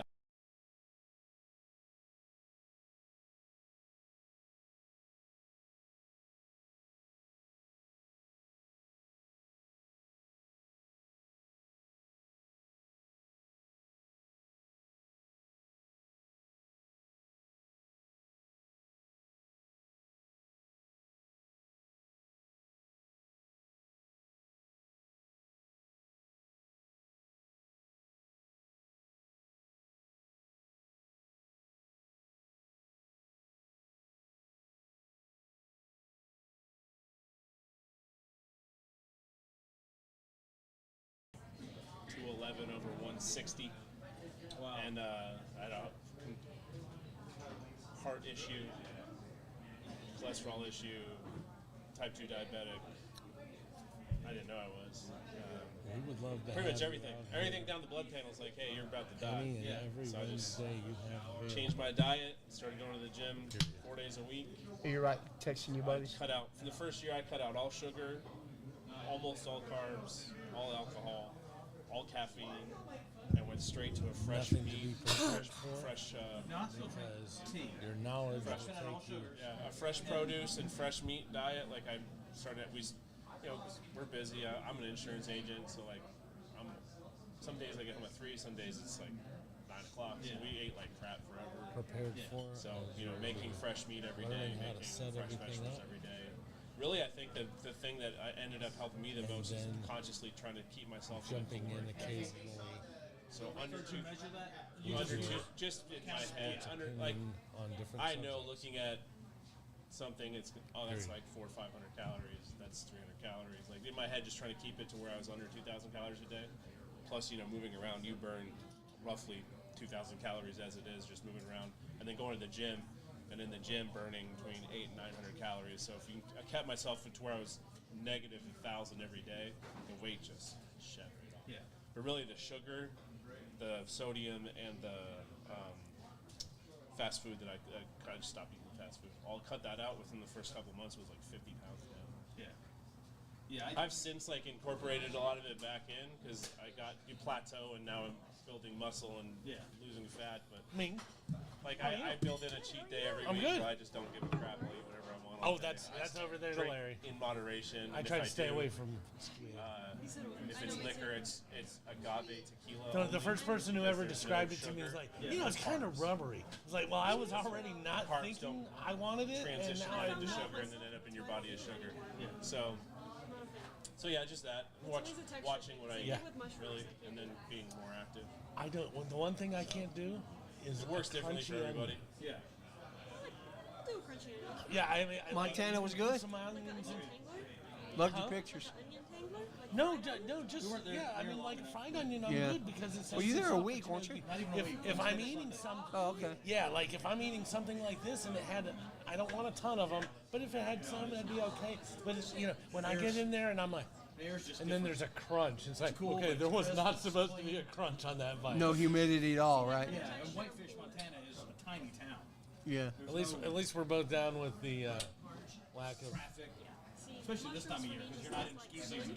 The ski slopes closed last week. First time I ever. weird, but it's the only way. 'cause it's fair. First time I ever had mushrooms, I did.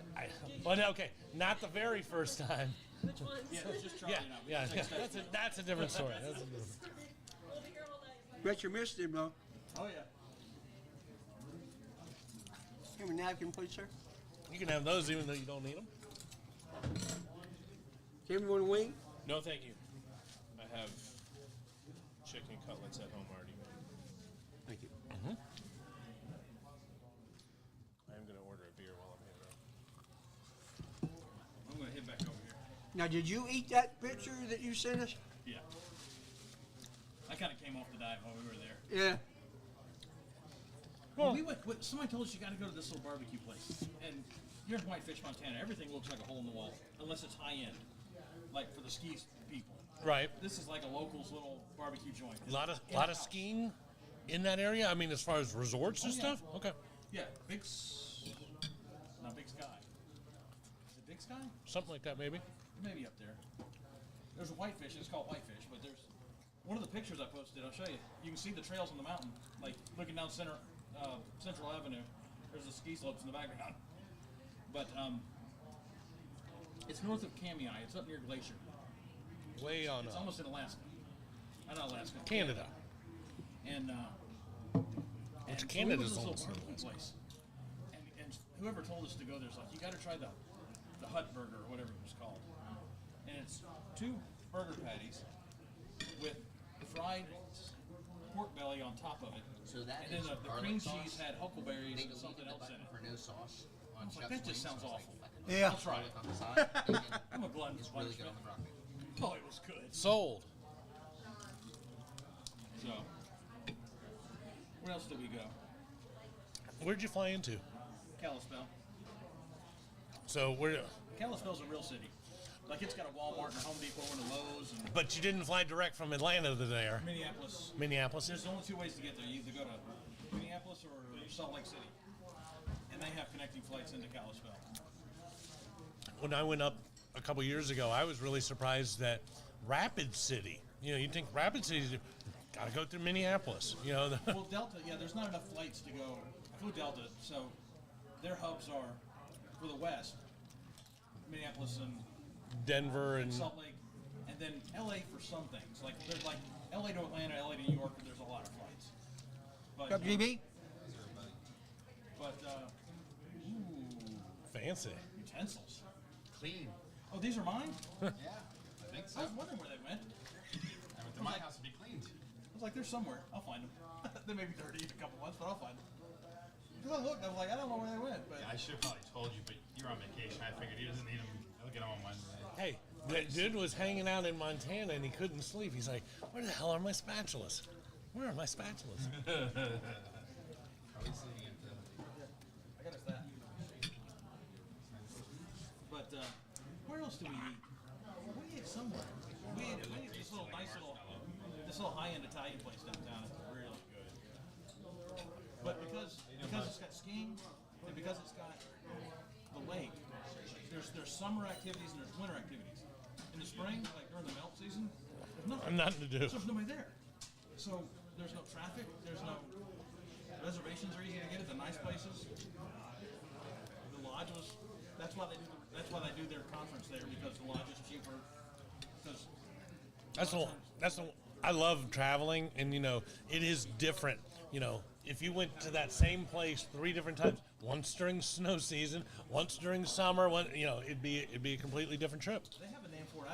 I'd never heard anywhere else. They call it shoulder season. So between the 2 seasons, they call it shoulder season.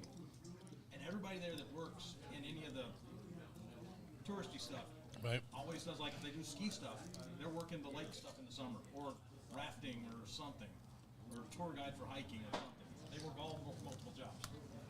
And I ran. we found a nice house, 2-bedroom house right on Main Street, $900,000. Wow. There's no houses there. It's expensive. When I was out in Yellowstone, I ran into a lot of people in West Yellowstone and Cody, where I was talking with them or whatever, and they leave. There's literally no jobs for them. They come in and work the season. Yeah, correct. Their season is late April through the end of September, and then what are you doing? I'm driving back to Texas. I'm going here. Nothing there. Yeah. Every time you work at anywhere around Yellowstone, you get a waiter, ask them where they're from. They're never from Right. West. Where is that? Colorado? Not Colorado. Where's Yellowstone? Wyoming. No, get the state. It's in the corner of Wyoming. A little bit Montana, a little bit Idaho, mostly Wyoming. Yeah, it's funny. They're always from out of town. How are you, sir? How are you? Pretty good. Damn, how many wings did you get? I'll let you guys eat. Good Lord. 106. They're halfway gone. Yeah, exactly. What were you guys talking Appreciate about? you guys having me. I'm glad you did. Hope you come back. What were you guys guessing earlier? What were you, asking the questions, guessing the player, NFL or whatever? We have a draft show next week, so we're doing 10 different GMs will come in and make their picks for the draft, and we're just guessing it. Nice. How the Falcons will screw it up. They always do. If there's one thing you can count on, it's that. Yes, I know. I know that kid knows. Good friends with his dad. Very fun though, messing up, I'm sure. Well, a lot of times you have these relationships where the GM's married to the coach, and just so now Falco's got 4 years under his belt. Hey, Garrett. He's going to have to produce. We need to talk to you. Come over here. Or there's going to be a new GM. Well, with the whole Georgia Bulldogs side of it, you just look foolish when you have blue chip players coming from a program that make NFL ready players, and you pass over them time and time again. You mean and then they go somewhere else and they just dominate. Like the Eagles, where the Eagles go, hey, I'll take guys who play in national championships, who play in the best conference at the highest level, whether they're Dogs, Tide, anything. Here's Tim Davis, another Bulldog. Hey, how are you? Derek Martin. Nice to meet you. Yeah, it's just nuts. And being the hometown, you could create an instant star just like that. But it's always been that way. The only time this franchise has ever drafted anybody really was Keith Brooking. And he was great. It'd be different if they drafted Brooking. Well, I mean, Bill Goldberg did play for both Georgia and the Falcons. Yeah, but I said great. No, it's He was a world champion, just not in football. correct. All right, Larry, Hank. So, we were talking earlier, we want to give for Giving Day. I'm trying to figure out, should we give like $50 to the last 5 teams raising money? Or should we give $250 to the winning team? I mean, you want it to be a match, or you want to help a team that's? Well, the problem is we don't want to single out teams like, we do the golf, because there's too many teams out there. So Well, you can give to the Owls Fund, directly to the Owls Fund, and bypass my challenge, which is okay. So that way you're off the hook. Well, but I think personally, going back to what Chuck said about the bottom 5 teams, you know, if we're always looking for people for these shows. Has the tennis team been on yet? No. Correct. See, they're 2 of the bottom 5. Well, and there you go. And maybe, you know, maybe sending them $50 gets us, you know, some of the. See that, and they speak Bulgarian, so. I'm okay with that. Yeah. I got a translator. They have cute Bulgarian twins. Well, we're giving them all our money. All of our money. Hey, that changes the whole. Hey, I don't know what. they may become the new favorite. Thank you. Thanks a lot. Thank you guys. Thank you. Thanks, Jimmy. We'll see you soon. Nice to meet you. Nice to meet you. You guys have a good rest of your night. Good luck on the next show. Huh? Good luck on the next show. Oh, thanks. Come over. Hey, you're just across the street. Come watch it. It's a really fun show. All right. So I saw you at 90,000 earlier. Where are you now? We're at 140,000. Beautiful. Are you up to 100? Whole program, 1,089 donors. 1,000. So we really need Chuck to give it since he's an alumni. That's what they really want is alumni Really? giving. Yeah. We can give him Chuck's name.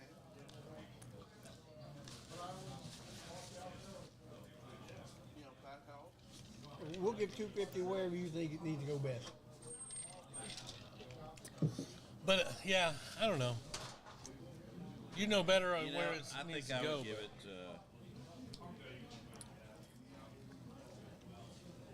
I don't know. You know who's been most agreeable to come on? You know, Track. I would give it to them. But we've given a lot to them, Yeah. and I'm not arguing the football's point that we gonna be should give on. it to them. I don't know. Maybe you ought to give it football since they're going to be the Jerry Mack show. That was another thing, and then Well, we we. talked about maybe giving them a big check on the first show and doing something different now. Yeah. We should probably pick someone we haven't given to before, and who, like, as you said, we're going to give more football. You know, my personal favorite would be women's golf, but I like Erin, but she's leaving. You know. And We just neither gave here her nor there. We just $500 gave them too. $500 not too long ago. So okay. I was going to say, it needs to be someone we haven't given to. How about cheerleaders? Spirit program. We, these two have been wanting to give stuff to the cheerleaders for a long time. And now you're in more of a position to do that.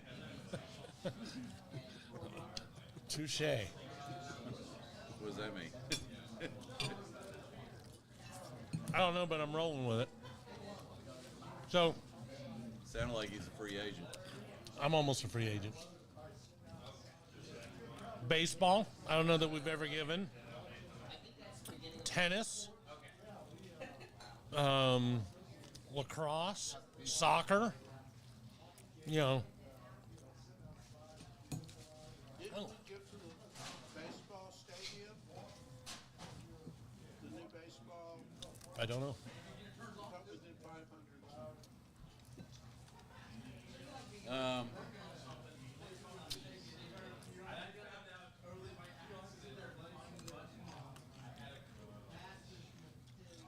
I mean, here's the dollar money. You know, there's 2 challenges: dollars raised, or the other part of it is number of givers. Mm-hmm. Well, I got a personal email from Francis and from Lucy today. So if it's okay with these guys, 3 guys will cut me a check and I'll give it to them. Is that all right?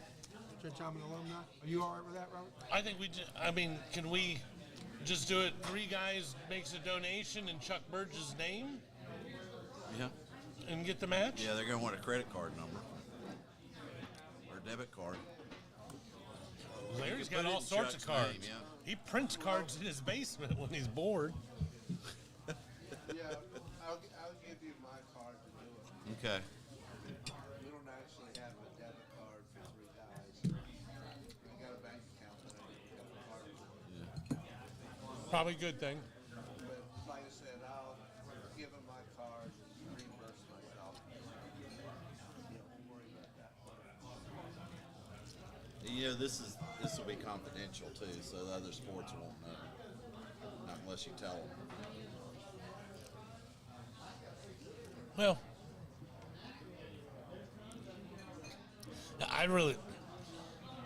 we've made a lot of decent-sized donations. I know there's been a $500 donation for the way into the stadium for the track and field people. You know, where they were $300, I think. 300, and then we did 500 for the girls playing golf out in Arizona. And there's been some rather big ones. You know, this is really small what we're talking about anyway. So.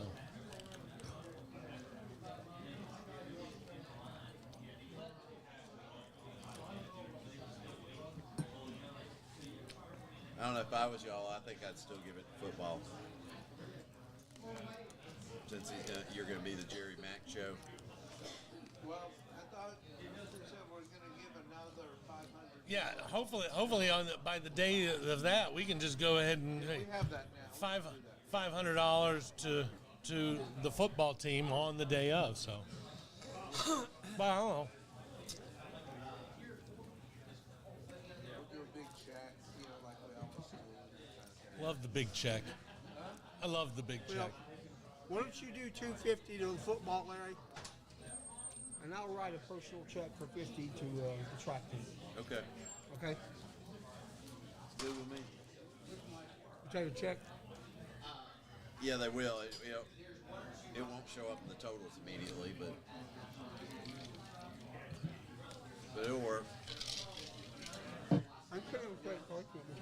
Credit card it shows up immediately. You'll just text me what I need to do. Go to givingday.kennesaw.edu.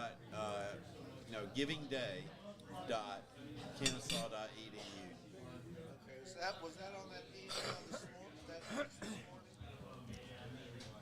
morning? It should be, yeah. I'll try and do it. Can you go in on your phone and do it? I've never done that on my phone in my life. You've never done it? I've All never right. paid anything over my phone. All right, well, I'm going to do it over my phone. That's fine. All right. Giving Day. And you want to do 250 to what? No, this is 50. This is on my personal. Okay. I'll do the 250. To track and field. So we're donating 300. And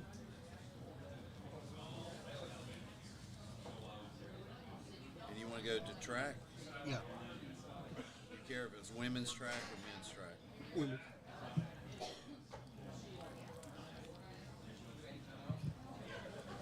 That way they'll feel bad for not responding to my email. What's your email, Chuck?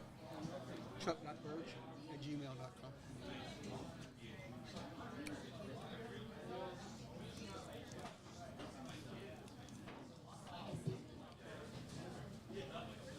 Billing address, first name, is it Chuck or Charles? On my card? Yeah. Charles. M. Burge.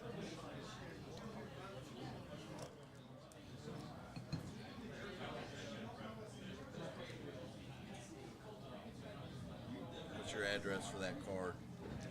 Your home address? 1642 Woodsford Road. Like Tiger Woods and the car Ford, but all one word. Northwest. Woodsford, F-O-R-D? Yeah, W-O-O-D-S. That's F-O-R. one word. What street is it? An Avenue Street? Road.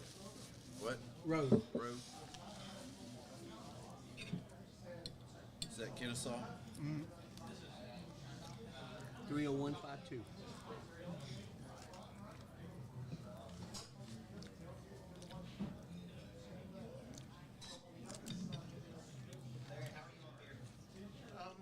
What's your telephone? 770-428-9930.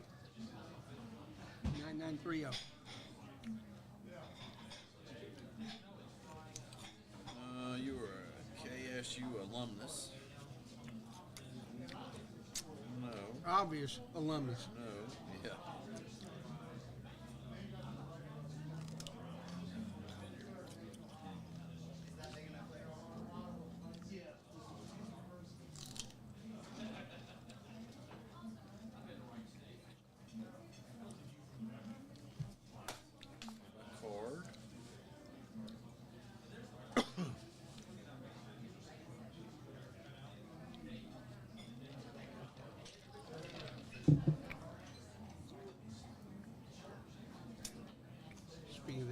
put on my obvious alumni shirt.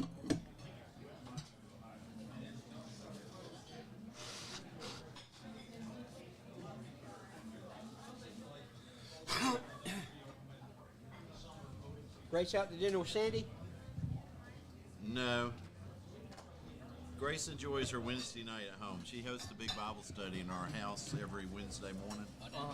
About 30 people. Thank you, sir. So she enjoys her night off on Wednesdays. All right, you're done, Chuck. Put your card up. I'm going to put his card right here under the phone. So how you been? Been all right. How about you? All right.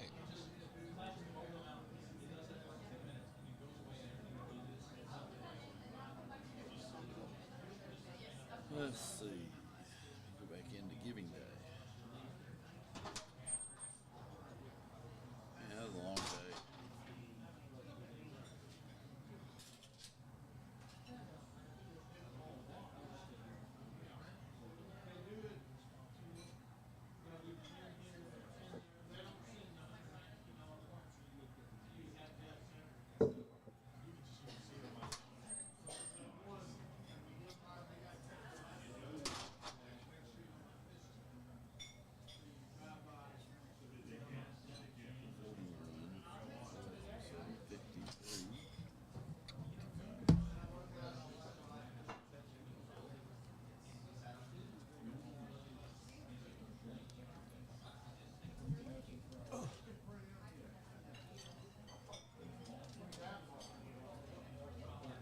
With the 7th pick of the 2025 NFL Draft,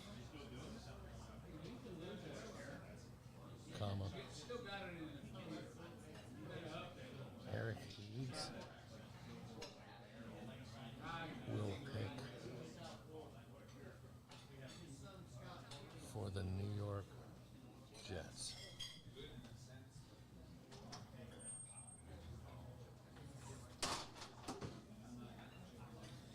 Any update on that intern that didn't show? So he just texted. First time I've talked to him, he said, well, here. That way, if you don't like what I replied to him, you can tell me what I should say next time.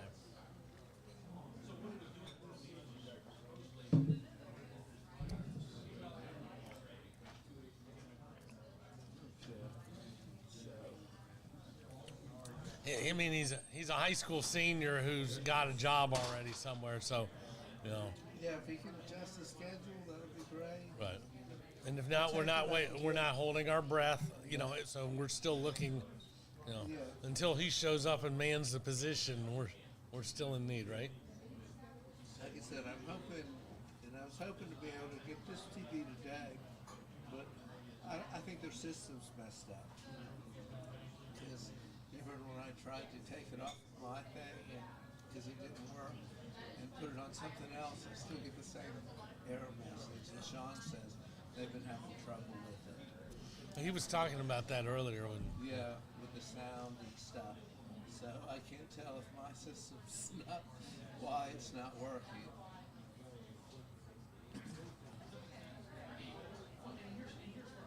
But as I said, when I need a second person when we're starting to do.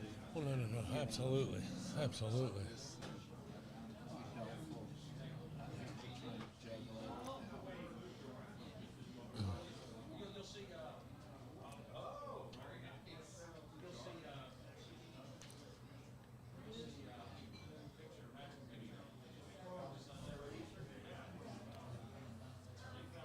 With the 5th pick of the 2025 NFL Draft,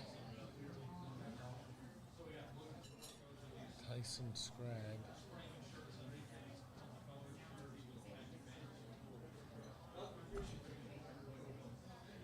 will pick number 5. Hey, Dalton State's for having the an open Jacksonville tryout for Jaguars. basketball if any of y'all want to go Saturday. Who is? Dalton State. Maybe we get the Burge on there. I'm thinking my days have passed. He's as got some eligibility.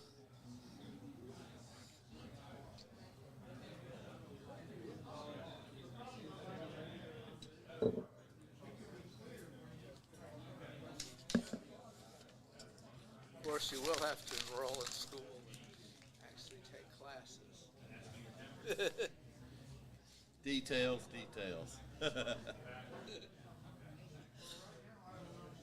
Tell him I'll give Chuck a $25 NIL contract. Mine was fine. Period. Are you on the bus? Question mark.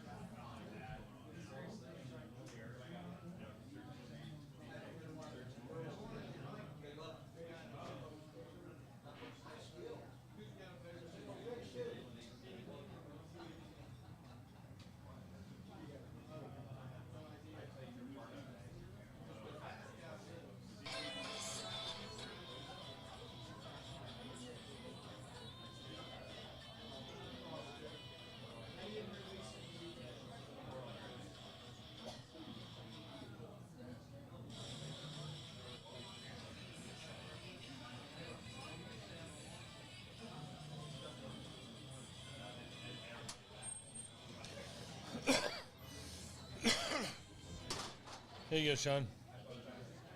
Good video buddy just sent me. Arguing, but watch the umpire gets in position, point, go ahead and throw that pitch. Strike one. And then when that next guy comes in ready to swing a bat at, oh my God, what the hell? And there it is. Yeah, it's an old, they haven't seen each other in a little while. I still think the best fight video though is last season, the Jersey Devils and Rangers. Right. Apparently the game before, Matt Rempe from the Rangers hit one of the guys on the Devils, and no penalty was called. It was determined later, it was a clean hit, but right. Don't tell that to the other clubhouse. Yeah, the Devils felt some kind of way about it, and they had their enforcer following Rempe around the entire game, and Rempe wouldn't fight. Right. So 2 weeks later, they played again. And on the opening face-off, Matt Rempe went up to take the face-off, and the enforcer was across from him. He leaned down, and the enforcer looks up and goes, "Hey, you know we're doing this, right?" He goes, yeah, I figured. The puck hit the ice. Half a second And later, still sitting there. 10 sets of gloves hit the ice, and just everybody started beating the hell out of each other. First, second and a half of the game, 122 penalty minutes were assessed with 9 game misconducts. It's like the Canada USA game, this year. Yeah. Well, don't ruin our national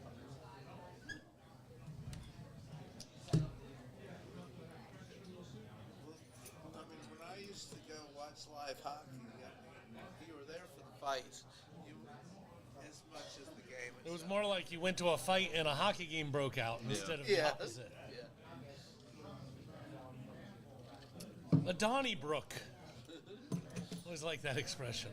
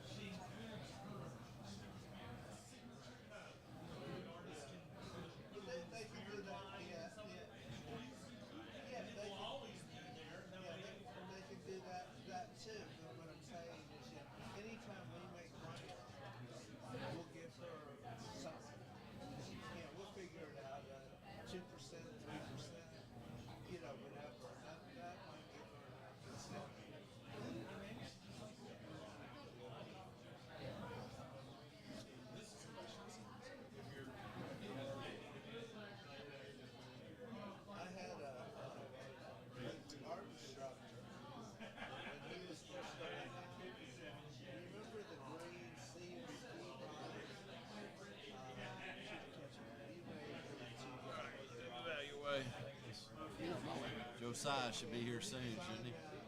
Should be.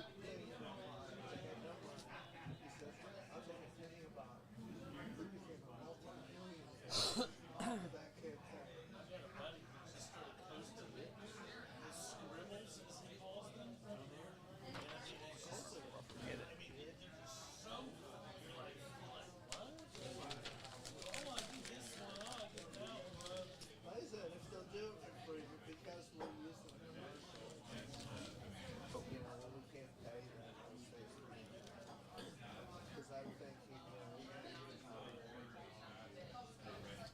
nothing else, I'm watching Chuck J shirts. But you were about to write. I'm thinking, come the fall, I need to be wearing a staff shirt or something at least.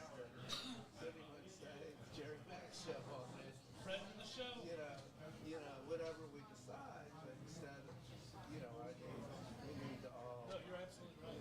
You're absolutely right. I don't know. I walked around so I wouldn't have to go over this.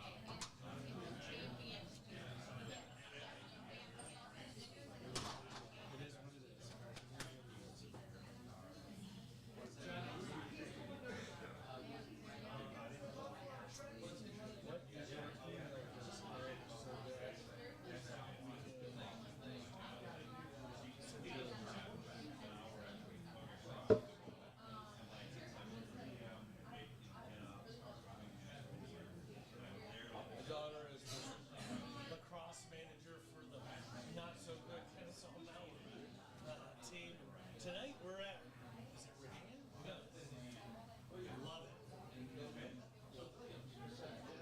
it. Yeah, exactly. But they played Lasser. She's like, oh, we're playing Lasser. I said, well, that's where I went. I said, they probably don't have a very good team. They're playing upper class. And they should be good at polo and lacrosse. But she looked it up and she's like, they are 7th in the country. Number 2. Oh, good luck. Love it in? No, last night. I love it. I think she looked it up and agreed with me last night. We're like 15 and 3, so. Yeah.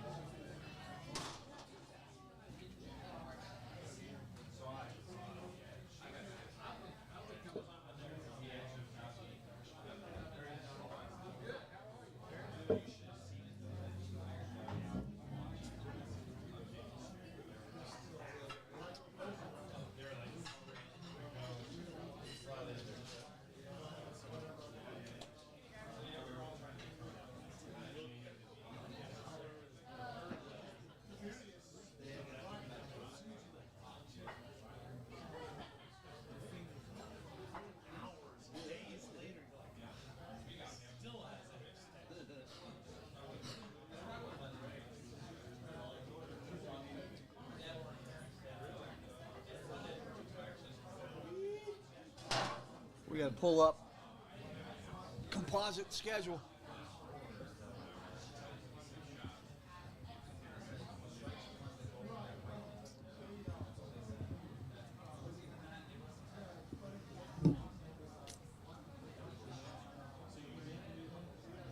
Well, I did.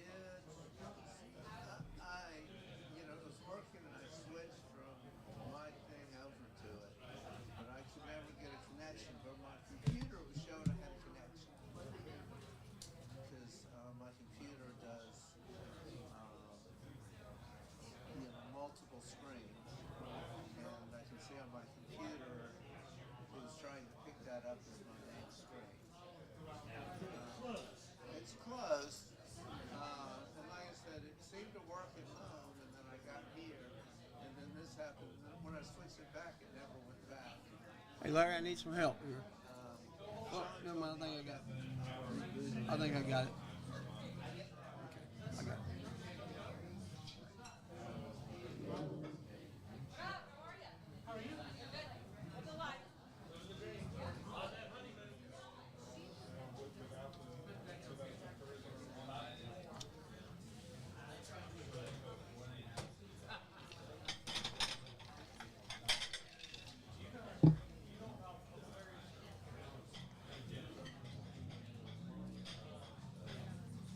I'll show you one picture, and it's everything I know about huckleberries.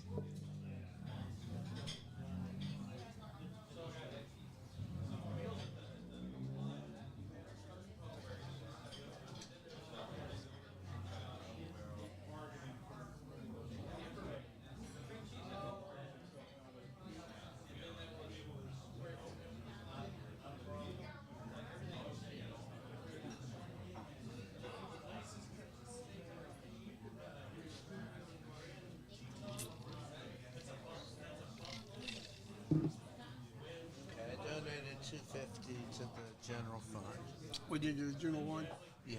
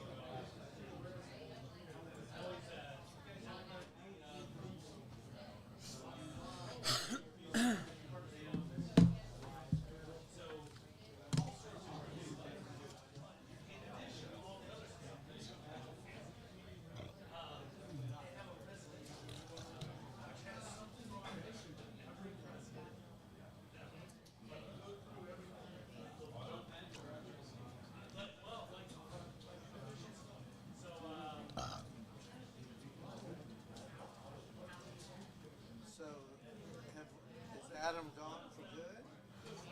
He texted me and said he had something to do tonight and he wasn't going to show up. He texted me about 5 o'clock. Because, I mean, he leaves in May, right? So we've only got a couple weeks left.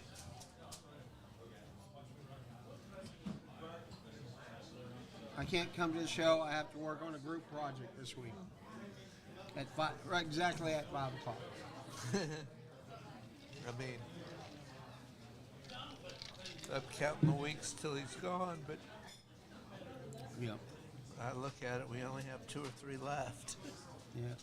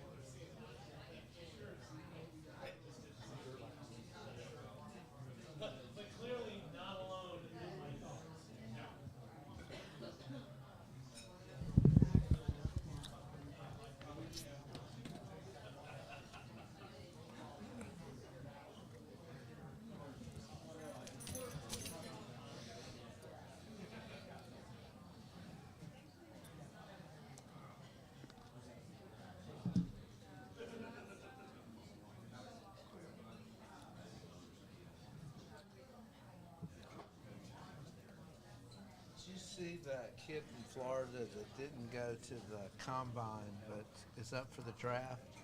He's 400 and some odd pounds, more heavier than anything else. Has a vertical leap of 20 inches. Can you imagine being that heavy, being able to jump that high? That's a lot of pounds. No. And, 20 inches is not very high by, usually when they're doing things like that, it's a 40 inch, it's a 30. But being 400 and jumping 20. Yeah. I'm That's pretty freaking I impressive. Come close to that, and I'm nowhere near the Absolutely. weight. And Absolutely. then I think his 40-yard dash was less than 6 seconds. And at 400 pounds, that's pretty fast good. for somebody. That's Yeah. pretty good.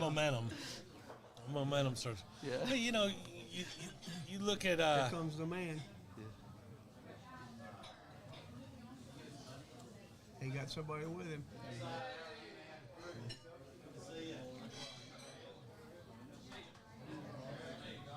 Said the biggest guy in How the are you, NFL sir? right, biggest guy in the NFL right now is 380, and he's like 440. How big was Refrigerator Perry in 1985? Yeah, he's 6'2", 335. We thought he was huge. Yeah. He wasn't huge. No. By our own standards now. Yeah. What's up, Jose? How are you guys? How you doing, Jose? Good. Good. Hey, what's going on? Man, good. Good to see you. Robert, nice to meet you. Yeah, Coleman's been on before. You want 2 mics? We'll bring them on one at a time. Okay. Coleman's been on before. Coleman Bennett.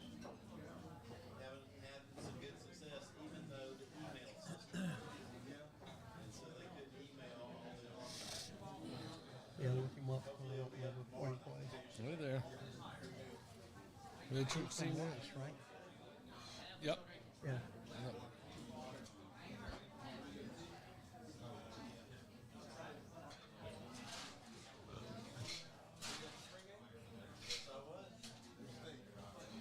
Well, actually, I was stunned. We made a long pass on second down. We're not used to seeing this. Okay. Jim Nance? Yeah. Did you? He, I'm excited. at my wife's church, right? Uh-huh. He's good friends with one of her friends at the church, and every time he comes to Atlanta, he stays with them. Yeah. And he came and spoke to a men's group Oh, that's at cool. the church, and I went and saw him there. Yeah. But he talked about how he and Freddie used to room together, and he called the before he was an announcer and before Freddie won, he called that thousands of times. Wow. He said they would play, in their dorm room, and he would call it, and Freddie would be the winner. Well, I'd love to meet him sometime. Yeah.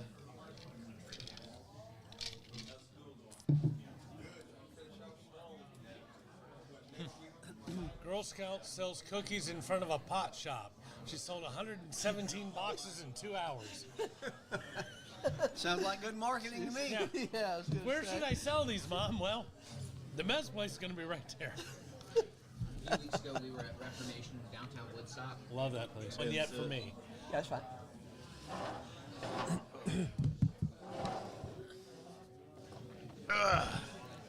7 o'clock in 3 seconds. 7 o'clock, and I want to rock. Want to get a belly full of beer. My old man is drunker than a barrel full of monkeys, and my old lady, she don't care. My sister looks cute in her breeches and boots. A handful of grease in her hair. Whoa. And Don't that give song me has. none of your aggravation. I love I've that had it song. with your discipline. Oh, we're old. Get about as oiled as a diesel train.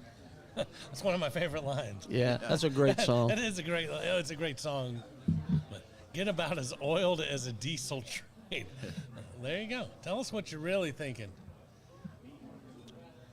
I loved asking students now if they knew anything about the movie Animal House. Yeah. Oh my goodness. Not a lot of knowledge. No.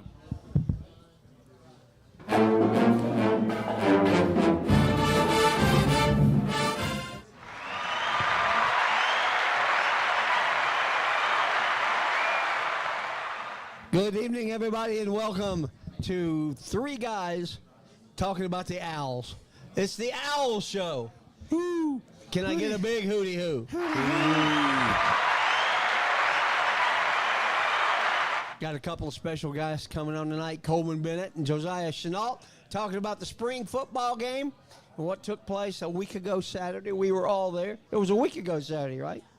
Or was it last 2 weeks Saturday? ago Saturday. Yes, it's 2 weeks. Yeah. 10 days I was selling ago. barbecue. I was thinking like barbecue this past weekend. Yeah, that's It was right. We were 11 at Big days Shanty this weekend, so we couldn't do Yeah. it. So a lot of good stuff going on. My name's Chuck Burge, along with my co-host, Mr. Robert Kennedy. Robert, how are you? Just glad to be here at Miller's Ale House tonight. It's a beautiful thing. It Got is. our good friend, Mr. Carrick Martin, with us. Hey, Carrick, happy Easter. Thank you. Happy Easter to y'all. Yeah, I'll be going walking up to the sunrise service at Kennesaw Mountain. God bless you. Here, Ike Reichert doing his little Easter sermon. I love going up there, walk up there. Every year they He's a had great it. preacher. Good dude. I'm not trying to sound like a Eisenhower supporter from the 50s, but I like Ike. You like Ike? Yeah. Yeah. Ike's a good dude. Good line there, Robert. Thank you. Yeah. Yeah, I like Ike. Yeah. Unfortunately, Marlon comes with him, but other than that, it's Hey, you know, you got to take the good with the bad. With Marlon, you know, it was funny. I was giving him grief this weekend, and we had such beautiful weather for the Big Shanty Festival. And I said, Marlon, did you bring this? And he said, no. I was actually told that I was not allowed to pray for weather anymore. Yeah. Every time he prays for weather, it all goes sideways. So, Yeah. so he left that up to other people this year. I saw some lady carrying a sign that says "We love Marlon." I said, I wonder what he paid her to carry that Yeah. sign. Yeah. Did you see the T-shirts? No, it wasn't Libby. Did you see the T-shirts? No. Because he always talks about the millions and millions of Millions, yeah. people. Yeah. So there was people wearing T-shirts down there. Part of Marlon's millions and millions. Yeah. Yeah, that makes sense. Yeah, they didn't do the parade this year at the Big Shanty. They did not. Because of spring break. That's what I heard. Like too many students that usually march in the band on spring break. I had just heard there wasn't as much interest, but your explanation makes a little more sense. Yep. Yeah. Yeah. All right. So today is April 16th, and it's a very important day in the realm and the world of KSU. Karis, tell us all about it. Well, as president of the Alumni Association, it's Giving Day, which will end at 5 o'clock tomorrow. That's actually 2 days, but just so you know. But today was the big day of emphasis. There are 21 hours and 56 minutes left, and so far we have raised $144,766. And Can we get an applause for that, Larry? That's there you go. And we actually gave some of that, and I gave a little bit personally. Yes. Love my what's it T-shirt. say? Obvious alumni. A new way to be told KSU. you're old. Yeah. So, Yeah. I'm not currently in school at KSU. Yeah. So very happy that you seem very pleased with that amount. we're very pleased because, we have a goal of raising dollars, and it looks like we're going to hit our dollar goal. And Was it 150? that was our minimum goal, but Okay. max goal is 250. So we So may we got make some that. stuff coming in, right? So Yeah. where are we at right now? We're at $144,791. With a day left. Yes. Nice. So Wow, you and, going to pitch in the rest? and we Might. have Me and Larry are talking about, selling some Van Goghs or something. And Yeah, man, that would be great. We'd take it. So the other part of a goal that we have is to get number of donors, and we have 1,126 donors so far, separate donors. You can go to the webpage at givingday.kennesaw.edu. The interesting thing is we have many, many matches set up. You can find a match for KSU and SPSU alumni. Athletics, which I'm involved with, Student Affairs, Bagwell College, Coles College, the Gear Family, College of the Arts, the Graduate College, Ray Dow Journeys, Honors College, special initiatives. And, if we get 121 more alumni donors, we will unlock $10,000 from the Alumni Association that will go to scholarships. So all my friends that are out there that are Kennesaw Junior College graduates, even $50 will help. Yes, it does, because it's two ways, dollars, and we get to do And one people. more tick mark of people. So athletics has two challenges. One of them is based on the number of dollars. So the three teams that each raise the most money will each get a $500 bonus. So Awesome.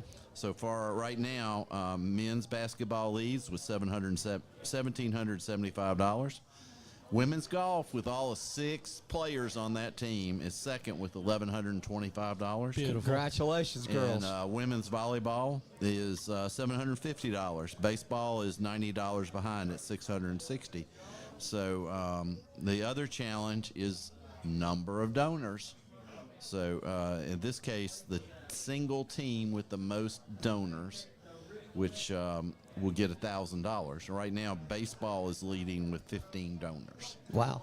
So the second place is men basketball with 8. So they got some work to do. So, but there are also dozens of other opportunities for matches and challenges, and I would encourage you to go to givingday.kennesaw.edu. That's givingday.kennesaw.edu. It'll make me happy. And that's what I That's live what my you should life strive for. is Yeah. making Carrick happy. Yes. Well, there's certain people, when they're your moral compass or whatever, and you're like, hey, if it makes that guy happy, then it's probably a good thing. And with you, Mr. Martin, I believe that firmly. Well, thank you. We have a very dedicated alumni and constituent engagement staff. We sat in the war room this afternoon and called people that make gifts and called people to make gifts, and very successful day. And Lucy Fraser and Francis Bush, I got your emails, so thank you for thinking of me. And go Owls. I love my Owls. So very happy to be a part of this. Yes. Yeah. Robert, we didn't even do the Ron Smith commercial before we got going in. No, but it's okay. We had Carrick Martin. Yeah, but we need to go ahead and get it out of the way. Yeah. Don't leave yet. Making preparations for when you're not around anymore is not easy. Nobody likes to think about their own mortality. And we could talk about it next week. Doesn't always fit into the big picture. And that's why you should contact our friend Ron Smith at Senior Life Insurance. Whether you're being buried or cremated, costs keep going up. But you can lock in a price today and take this final expense off your to-do list. Do your loved ones a favor and take care of your final expense so that when your time does come knocking, they won't have to worry about it. If you're age 1 to 85, which both of you gentlemen are, correct? Yes. Somewhere in the middle. They have a plan ready for you. Closer to one number than the other. That's Man. what I said on the 5 o'clock. Man, that's like parrots over here. Let me tell you, they have a plan ready for you. So please contact Ron and his team at 440-561-0758. That's right, 440-561-0758. And we thank you, Ron Smith, for being a sponsor of the Owls Show here at 7 o'clock.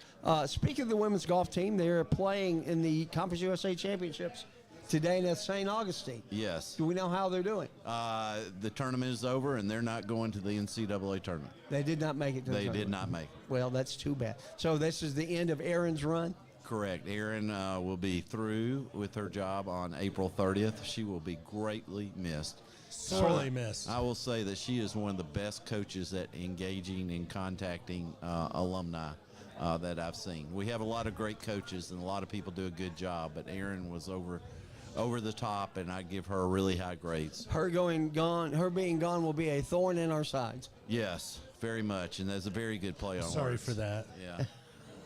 I thought it was pretty good. It was very good. No, Yeah, we'd she love to is- get Erin back on before she leaves. If you could Yeah. ask her about that, we'd love to have her and wish her well. She's been a great friend to the show, and A friend of the show? Yeah, absolutely. Yeah. And what she's been able to do there with the women's golf team is mind-boggling. Yep. Recruiting all over the globe, and Yep. and a lot of success. A Yes. lot of success. So best wishes to Erin. Like I said, we'd love to have you on back before you head back to the frozen north. What is it? The frozen tundra? No, it's Green Bay. Take But- off, eh? Hey, Yeah. take off before Looks you like take off. snow. Eh? Yeah. So, Something else is going on. We signed a couple of football players this week. Yeah, it's been a busy week. A lot of our players have entered the portal since spring practice is over, and the coaching staff has been recruiting a lot of players. I think the portal ends pretty soon. So It starts today. It's 9 days from today. yeah. So at that 9 days, it'll be over. And so they're going hard. I saw Coach Petway today when I was on the campus green. He's still looking at people from the portal. Coach Blue had a recruit on campus, and you're not supposed to talk to recruits, so I didn't. I just talked to Coach Blue. So, well, we promised Coach Mr. Kershaw, Mike, whatever we call him, that All we of the wouldn't above. touch him for the next 17 days, Yes. starting last Wednesday. yes, But, it is very. They are big boys they're recruiting, kind of like Josiah. So, yeah, probably not as nice as Josiah though. I don't know anybody's as nice as Josiah. yeah. Yeah. Other than he can't hear very well. Well, that's But, okay. yeah. But we're going to get Garrett on here in just a minute to talk All right. about baseball, because baseball is going really well. Yes, it is. But while we recruit baseball, or recruit Garrett over, let's do our next 2 commercials, Robert, if we could. Thank you, Garrett. Thank you. Thank you, sir. Joshua Smith and his wife Tammy are both graduates of Kennesaw State College. He's been practicing law for 24 years, specializing in sports and entertainment law, while continuing in criminal defense, civil litigation, juvenile and personal injury, and he's ready to represent you all the way from your small town to the Supreme Court and any appellate court in between. With all the new rules regarding NIL and cash payments to athletes, they are placing a new emphasis on Kennesaw State University student athletics to help our student athletes better navigate some of the bigger issues that have tripped up so many.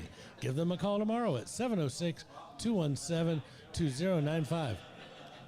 Yeah, that's right, Chuck, the big one on the screen, 706-217-2095. There are a lot of places to get your oil changed in the Kennesaw area, but if you're looking for a personal experience, then stop in at Castrol Kennesaw Express Lube or Lost Mountain Express Lube. We'll always do our very best to get you in and out quickly, safely, and without a whole lot of fuss. We're a true owner-operated business where you'll find Brian under a car or hood at one of the shops. We offer experienced, knowledgeable technicians and the latest computer software to help you maintain your new car warranty and keep your bride joy running for the next 100,000 miles. We proudly offer Castrol products. And Brian, let me know when you're back in Kennesaw. I need some brakes. I need to come see you. Welcome back, a good friend of the show, Mr. Garrett Brackett. What's that, Bring it on, baby. So, Garrett, I understand that you're now not just a big fan, but you're also a umpire agitator. Can you tell us all about that, please? Why do we have to start Hold there? on. I just want to say that I've known this gentleman for a little while now, and I have a feeling that he's always been that. Yeah. That's not a new thing. No, You took it to a new level? no, No, we in just order, talked in order about for me it. to get thrown out last night, it would have had to be the old Garrett. The old Garrett's dead. Okay. We put that sports fanatic asleep. Hopefully. Tell us a little bit. No, last night, we had a batter up, and it was 3-1 count. Pitch came high, and it came towards the batter. And it was obviously ball 4. It was obviously ball 4, and he leaned back, and it hit him in the upper elbow and arm, and the umpire called him for obstructing the Not moving out of the way not of the moving ball. out of the way, or no, leaning in. Intentionally being hit by the Yeah, ball. intentionally being hit. I'm like, who Which would intentionally be hit on ball 4? I think only 0.00001 people would have the mentality to be able to stay in there, because it's Right, the ball's coming at you Absolutely. at 80 miles plus per hour. Absolutely. It was the dumbest call in the world, and the problem is, I'm sorry. It was what it was. It was the dumbest call in the world, and but I'm just a fan. I But don't that get being paid to be said, the there. baseball team is playing really well. Well, they still won that game, thankfully. And Yeah.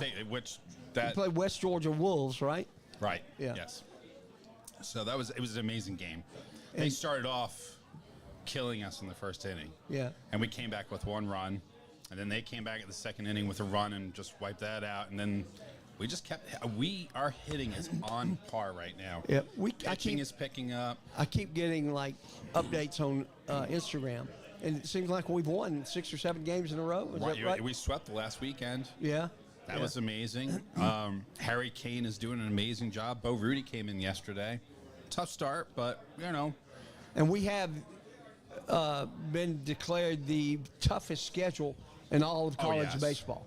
Yeah, Coach Ko has always strived for tough schedule, high RPI. He really wants to stretch these guys out. Robert's And he looking does at the it. record over there. What are we, Robert? You know, the record isn't very good, but the record comes from us playing such a difficult Right. schedule to start the year. And as you said, we're on a good roll now. Right now, we're 17-19 overall, 7-5 in the conference play, and we've won 4 in a row. But you know, it's just like people talk about, especially with college basketball. You schedule really tough games, and then when you get into your conference schedule, well, you know, man, these teams don't look nearly as tough as, you know, what we've already faced. So, and we're facing so many injuries that a lot of players are playing through. It's amazing to see how they're playing through. At one point in time, our center fielder couldn't throw. So which is always bad for center fielders. They would field it, throw it over to Jackson Cirillo, and he would throw it in. Yeah. I mean, and that's just how we were operating because we didn't have any other center fielders, right? You couldn't fill in? No, I can't. Please, Put me in, coach. I probably couldn't throw from first to second. Never mind from outfield to second anymore. I used to catch. Did you? Yeah, I was an all-star in 1986. Think back that far. Wow. Yeah. I try not to. Yeah, we won the 3-game series at Sam Houston. 36-8. Yeah. Yep. Yeah, that's so. it What was is beautiful. are we getting close to the Conference USA tournament?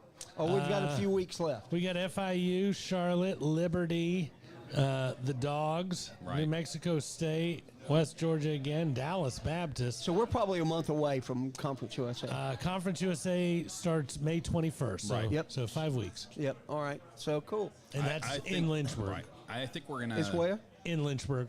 Virginia? Liberty. At Liberty? Yeah. And we're headed up there. Our Tuesday trip, I think, is Charlotte, and then we go up to Liberty, which is nice because it kind of breaks up that road trip. So they're not But on the playing way this back- week. Is it like spring break? Is that why we're not playing this week? No, we're playing Thursday, Friday, Saturday. I didn't see it on the schedule. So. Yeah, we're playing FIU this week. Yep. FIU's come to town. Oh, they're coming to town? Yep. FIU is coming to town. Thursday, Friday, and Saturday. Tomorrow at 6. I like that song. I might have to go tomorrow. We actually sounded pretty good together. Yeah, you guys were like We're harmonizing. Had Larry joined in, I'd have thought it was Crosby, Stills, and Nash. And then you could have been young. We do a barbershop. I'd be the squeaky version of that, so me being Neil Young would be correct. Yeah, that's cool. Well, yeah. Just because you can do trivia doesn't mean you can sing it, okay? That's what I mean. That's why I'm giving myself the worst singer out of it. There's a reason why the guy was only there for an album and a half. I'd love to have Garrett sing it karaoke, but I know that's not happening. Yeah. No, I get too nervous. Yeah. All right. All right. Well, appreciate you updating us on baseball and what's going on. Sure. And how have you? How has the old stadium been viewed this year? You know, knowing that we're moving up, but you know you're currently here. Has it been a fun time for a lot of people? Oh, this new they did a great job cleaning it up. It's great. It's comfortable. It's the Are we back facilities in? are We're great. not back in the new. No, not until next year. No, we're still in Marietta. Yeah. The new stadium is looking pretty good too. I get to see it every Monday night. Yeah. I've seen the progress since they started it, and it's pretty neat. Larry, are we keeping you awake, buddy? I see you nodding off over there. Oh, he's all right. Okay. He's good. I was actually on the baseball field on Monday night, and now they only have the infield blocked off, so Yeah. you could be in the outfield, which is kind of nice. But All the sides down and all that stuff. no sod. No sod. Yeah. Nope, just grass. Yeah. No, I mean, you meant turf, right? Yes. No turf, just grass. Yeah. All right. All right. Cool. And it will be turf, artificial. That's a good question. We don't know for certain. I bet We Carrick don't know knows. for certain. No. Baseball field going to be turf or sod? One time they talked turf, but they hadn't started working on it. Yep. I think it's going to be We're still up in the air. Right. Yeah. Hopefully it's grass. Grass is so much better. Yeah. You know, you can do so many more things with it. If you got a fast team, then you leave the infield a little longer, And if you have a slow team, you make it a little short. Just so many variables that you can play. I never even thought of that. I met Ed Mangum one time, who was in charge of the Braves, and he told me a little bit about that. That was really cool. That's interesting. Well, not to mention, do they really do that though? Oh, yeah, There's no regulations as far No. So you can cater it to your own home park and your home team. So this is how tall the grass is, or maybe it's not tall. Well, that tall, that ball is going to just stop Right. 20 In the feet infield. out, and and the same thing with when you're driving down a road, the center of the road is a high spot. And it's to make sure water runs off. Sure. And you usually can't tell that like- there right. is. Same thing with the baselines. And same So thing in if you football, there's a have crown a of the fast football team, then everything rolls in. To where, you can watch some bunts in Major League Baseball, especially where you're like, it's going to go foul, and the thing never goes foul because it's slightly angled to where you can't notice. Right. All sorts of good stuff That's when cool. you're playing that way. So before you leave, Yes, sir. we'll get your opinion of the spring exercise. I don't know if it was a game or not, but the football. It was hot. It was hot in that sun. I thought the format of it, considering everything that's going on in college football across the nation with NIL and the transfer portal and everything else, I thought it was a smart move. It was well done. It was different, which was enjoyable. Instead of just seeing the offense beat the daylights out of the defense all day, we only saw that for about 25 minutes. So I think we asked you this at the tailgate because we broadcast from live out there. Yes, sir. About whether you were looking more forward to the speed or the size. Which would you come away more impressed with, the speed or the size? I was impressed with both, just like I thought it was going to be that way. Yeah. The size is still there. The speed and the size together at the same time on the defense is crazy. I feel like I'm watching NFL. I'm not. It's crazy. Yeah. Well, and once again, although some of our viewers might think, okay, Garrett has clearly fallen off his rocker. When you go up a level, and now all of a sudden our talent is up that level, Right. there is a clear difference between people who've been watching this team for years and years. Right. You can tell they're 4 inches taller and run the 40 in Sure. 1.5 seconds less. Yeah. Sure. Now I haven't seen an NFL game in live for 8 years, so. You have to understand that is my perspective because all I've seen is Kennesaw football. And But that's that- all we but- wanted but your that's all we perspective. want on this Yeah. one. That's right. Yeah. So ask Will when you go back over there if he's got any question for these guys. But speaking of speed and size, we're about to have one of each on the show. So let's get Speed our. and size. Which one is which? Yes. We'll let them decide. We'll let them decide. decide. But we're going to get our brain train commercial out of the way. Then we're going to have Josiah and Coleman on. Thanks, Garrett. All right, Thanks, thanks, guys. Thank you, buddy. See you soon.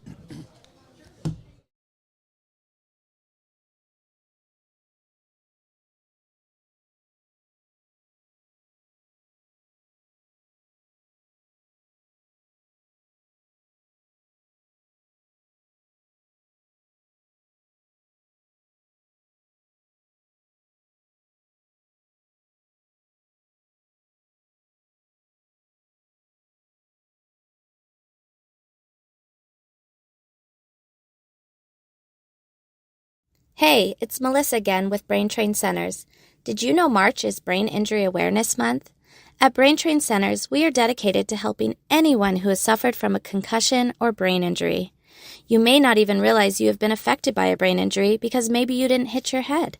You can injure your brain from a jolt, a fall, or even whiplash. Some symptoms you may experience are memory decline, focus issues, or even bad moods.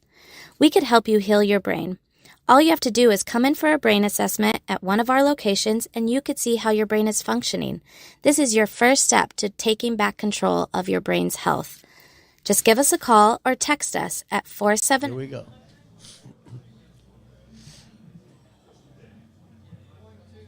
Larry, then you didn't even count down to one. You just kind of held 4 and then just dropped your hand. All right. Thank you, Melissa Herget, for being a sponsor of the Owl Show. There's Carrick. He's back. We have with us our starting center on the football team, Mr. Josiah Chenault. Mr. Josiah Chenault. Thank you. I told you, Larry's asleep at the wheel today. I don't know what's going on over there. Take those beers away from Larry. He's dreaming big things. There you go, big things. Welcome back, buddy. Thank you. I appreciate it. How you feel? Good. How y'all feeling? We're feeling good. We always feel good. How was that spring game for you? Felt like just another practice, to be honest, but it felt good to have, the fans come out, see what the new offense is going to look like. Talking to Kerry, there was a lot of surprised faces out there when we threw that long pass on the second play of the game. So, Yeah. just excited for you guys to see what the new offense and new identity is looking like for KSU. Exciting for us. It was funny. We were sitting at the 25-yard line, I guess, on the south end zone, towards the south side. Yeah. Okay. And we were watching a lot of the one-on-one drills between offensive and defense line. We were watching you. What's your number? 50? 75. 75, yeah. Have you always had that number? Yes, sir. Have you? Yes, sir. Is there a reason behind that, or? I just always liked the number, to be quite honest. I wore 61 my freshman year of high school, and then went straight to 75. So was there anybody here holding on to 75? Did you have to have any conversations with anybody to ask for it or anything else? Have to give them a car or anything? To get the number? Nah, it was previous talks with Coach Mack before I got here and said that 75 had to be my number, but other than that, no, I don't think anybody had it. Nice. That's cool. We had Kershaw on last week. Okay. And he told us about what was going on. He said, "Don't talk to me again for 17 days because we're toast." He said, "We're under the portal for 17 days, making phone calls and all that stuff." So just opened up today, so yeah, their got phones 9 is- days, right? Yeah. So you had talked about, I think every time you've come on, but looking for a higher level of competition, and have you felt that through the spring game and through spring practices? With certain guys, I think so. Yeah, Absolutely. Obviously, it's still KSU is still going through the transition from the FCS to the FBS level. Absolutely. So, them still bringing in guys who played FBS ball or who can play FBS ball. Going against guys like Adam Watkins, who was previously a Tylon, Marcus Patterson, guys that we brought in through the portal. Those guys have given me some really good work, going at it throughout practice. Nice. So, do players ever recommend to the coaches, "Hey, dude, I played against this guy. You ought to bring him in or take a look at him"? Do they ever ask your opinions on stuff like that? Not so much, to be quite honest. They really don't ask for our opinion unless it's a guy that we really know or went to high school with or played with this guy. Not really asking. us our opinion So if on it. they're looking at somebody, they may come to you and say, "Hey, we're looking at so and so," but they don't say, "Hey, who should we call at Howard?" Yeah, for sure. They definitely don't ask. So let me ask you this: since you've played football at many different levels over your career so far, how many times have you looked? Because once again, you're always going against the D lineman on your team, so how many times have you thought, "Coach ain't starting the right guy"? I mean, high school or anywhere else. I mean, have you seen and felt that before, where Johnny's getting the start and you're like, "Travis is way better"? Yeah, for sure. There's definitely been some times throughout high school where the wrong guy was not, on the field. So, not really throughout college though. I feel like the guys who need to be on the field are there on the field because they get. That's probably a smart thing to say right now. Oh, it's These brilliant. coaches gotta, even for his last coaching staff appreciates that nod. For sure. Yeah. A high school football coach wasn't crazy about it, but no, it's a real thing, and it's hard to discover who's the most talented until you're out there. Yeah, for sure. You're getting paid the big bucks when you get to college, so you better be putting the right guys on the field. That's true. Yeah. So what are you doing now? I mean, practice is over, but you're still probably doing weights and all that stuff. Yeah, we had the week off last week. Time to kind of The whole week? The whole week. It was lovely. I got to sleep in a lot, so it was good.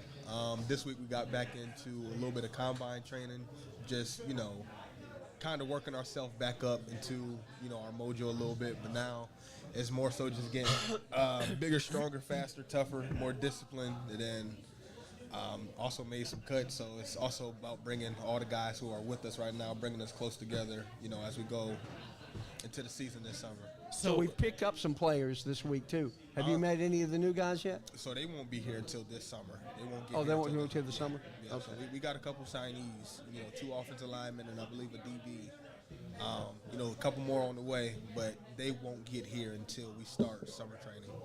And when does summer training start? I believe late May. Late I May. think we get, Okay. Yeah, we get a good amount of time off in May. Then we'll be back. I think the last week of May. And then from that point forward, you're practicing moving towards the start of the regular season? I believe from we'll probably go about a month and a half, just strength and conditioning, and then later on maybe July we'll start OTAs, kind of focusing on the football aspect of it, and start preparing for Wake Forest. I gotcha.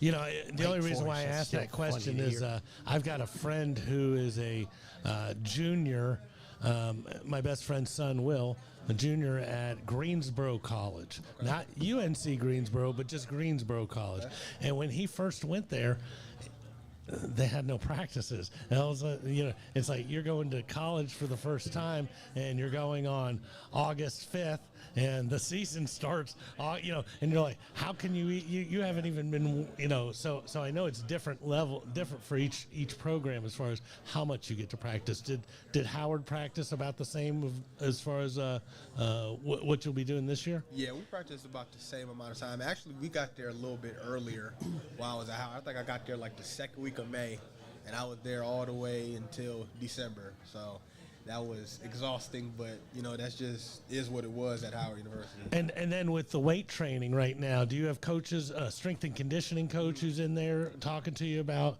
what he wants out of all his guys? Absolutely. Right now it's kind of just getting us back into the groove, but you know, they've made it loud and clear, you know, when you're home for those 3 weeks, please do not come back overweight, or it's going to be some repercussions for it. So everybody's going to run because of you. Yeah.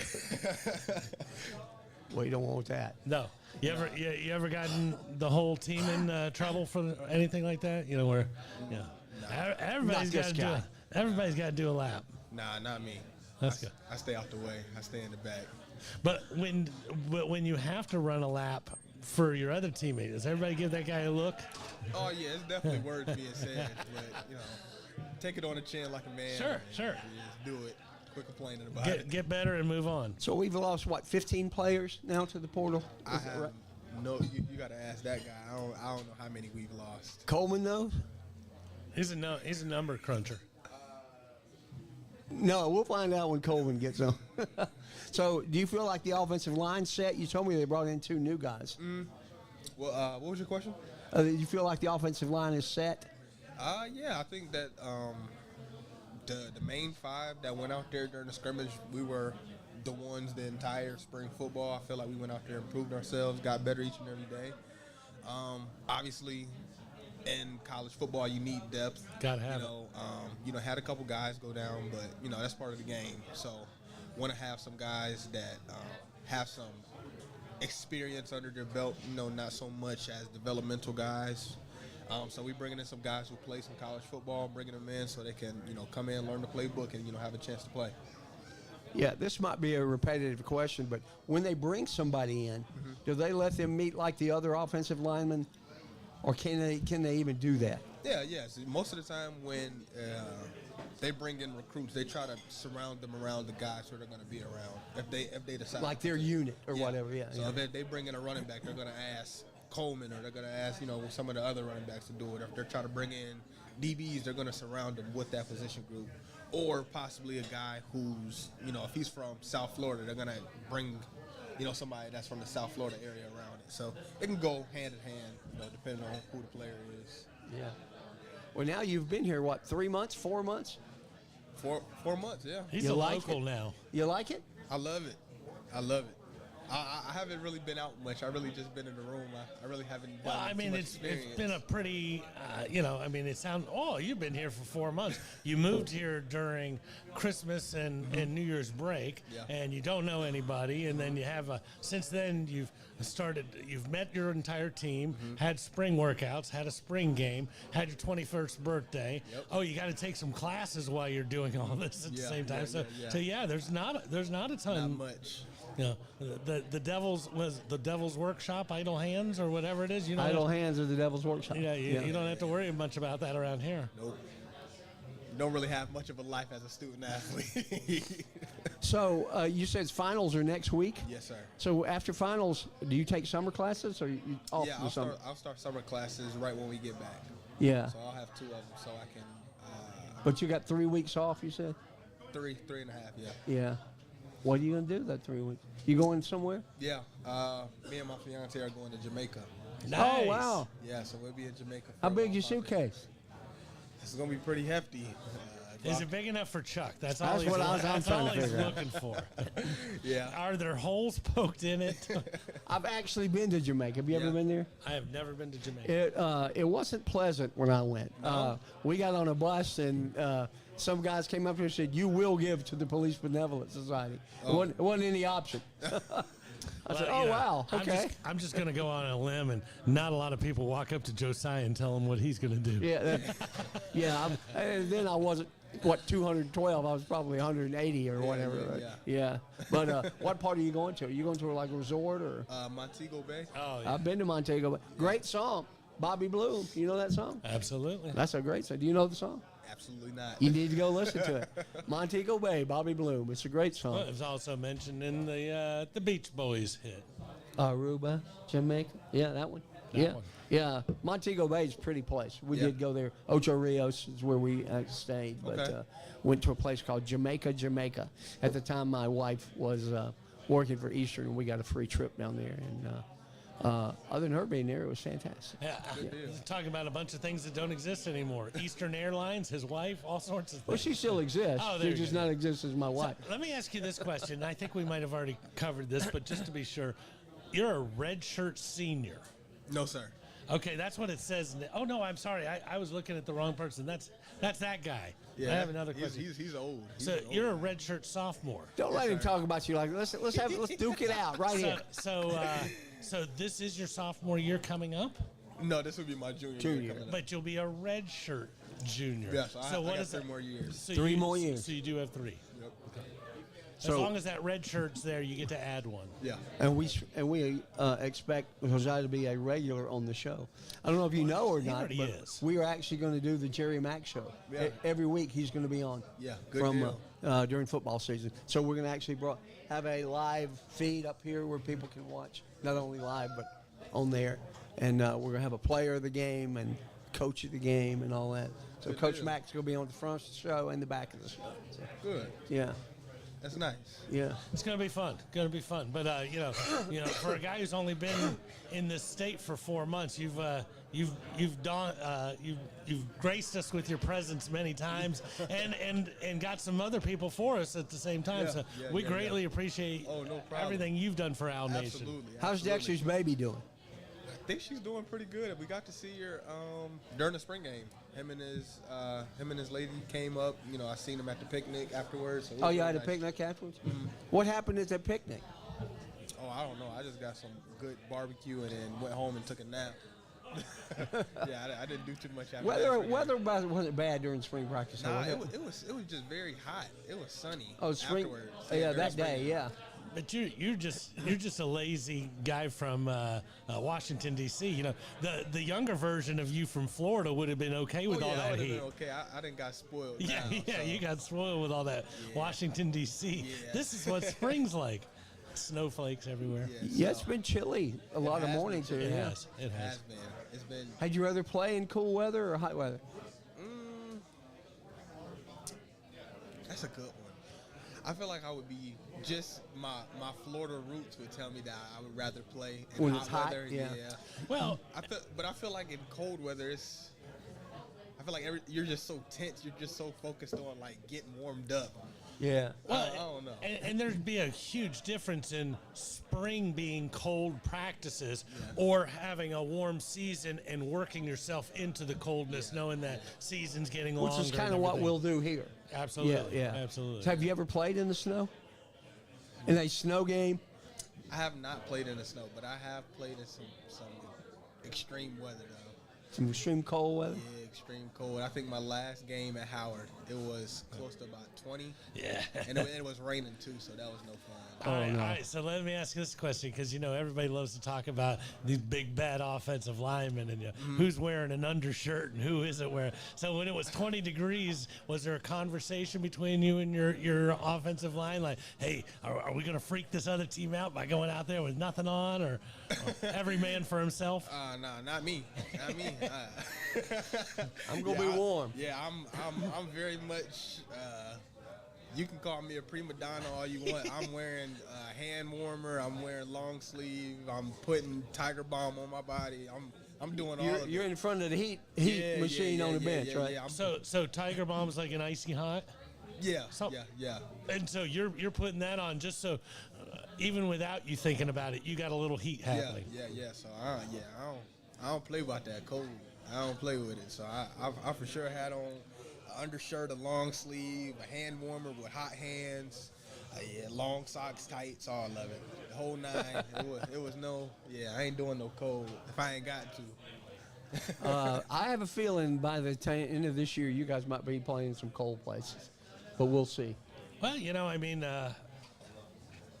when you look at some of the places that they're going to play, Well, they're going to on a regular Indiana, but basis, it's going to be early in the year.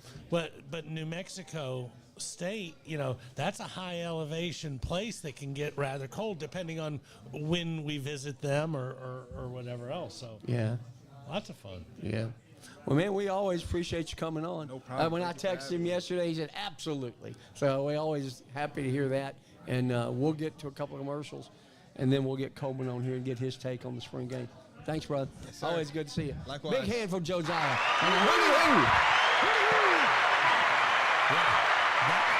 That November 8th game in Las Cruces that New Mexico State.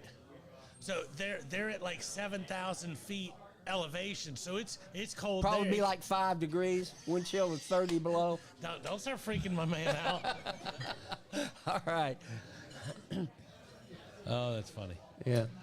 Tired of going to the same old places for the same old thing? American Axis has your solution. Whether you're looking for something new to do before or after the game, the most memorable workouting ever, or just wanting to take something else off your bucket list, American Axis has their 3.5 Atlanta locations waiting for you in Tucker, Marietta, downtown at the Works, and the uber cool new Mobile X experience that can be set up wherever you need. Keep an eye out for them at upcoming events and festivals, and look them up at American Axis, or give a call to 678-763-3635. How can you reach Dan Fisher? 678-763-3635 to schedule your next adventure. And thank you, Dan Fisher, for being a sponsor of the Owls Who Live Sports.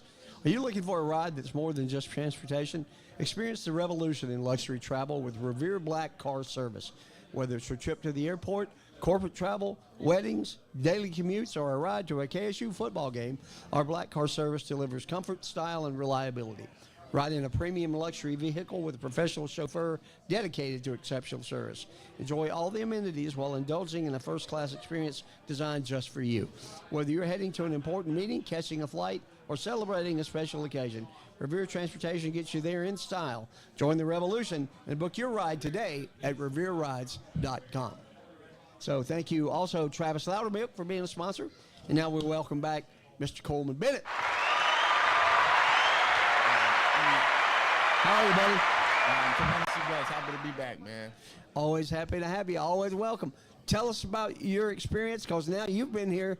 You came about the same time as Josiah, right? About 4 months ago?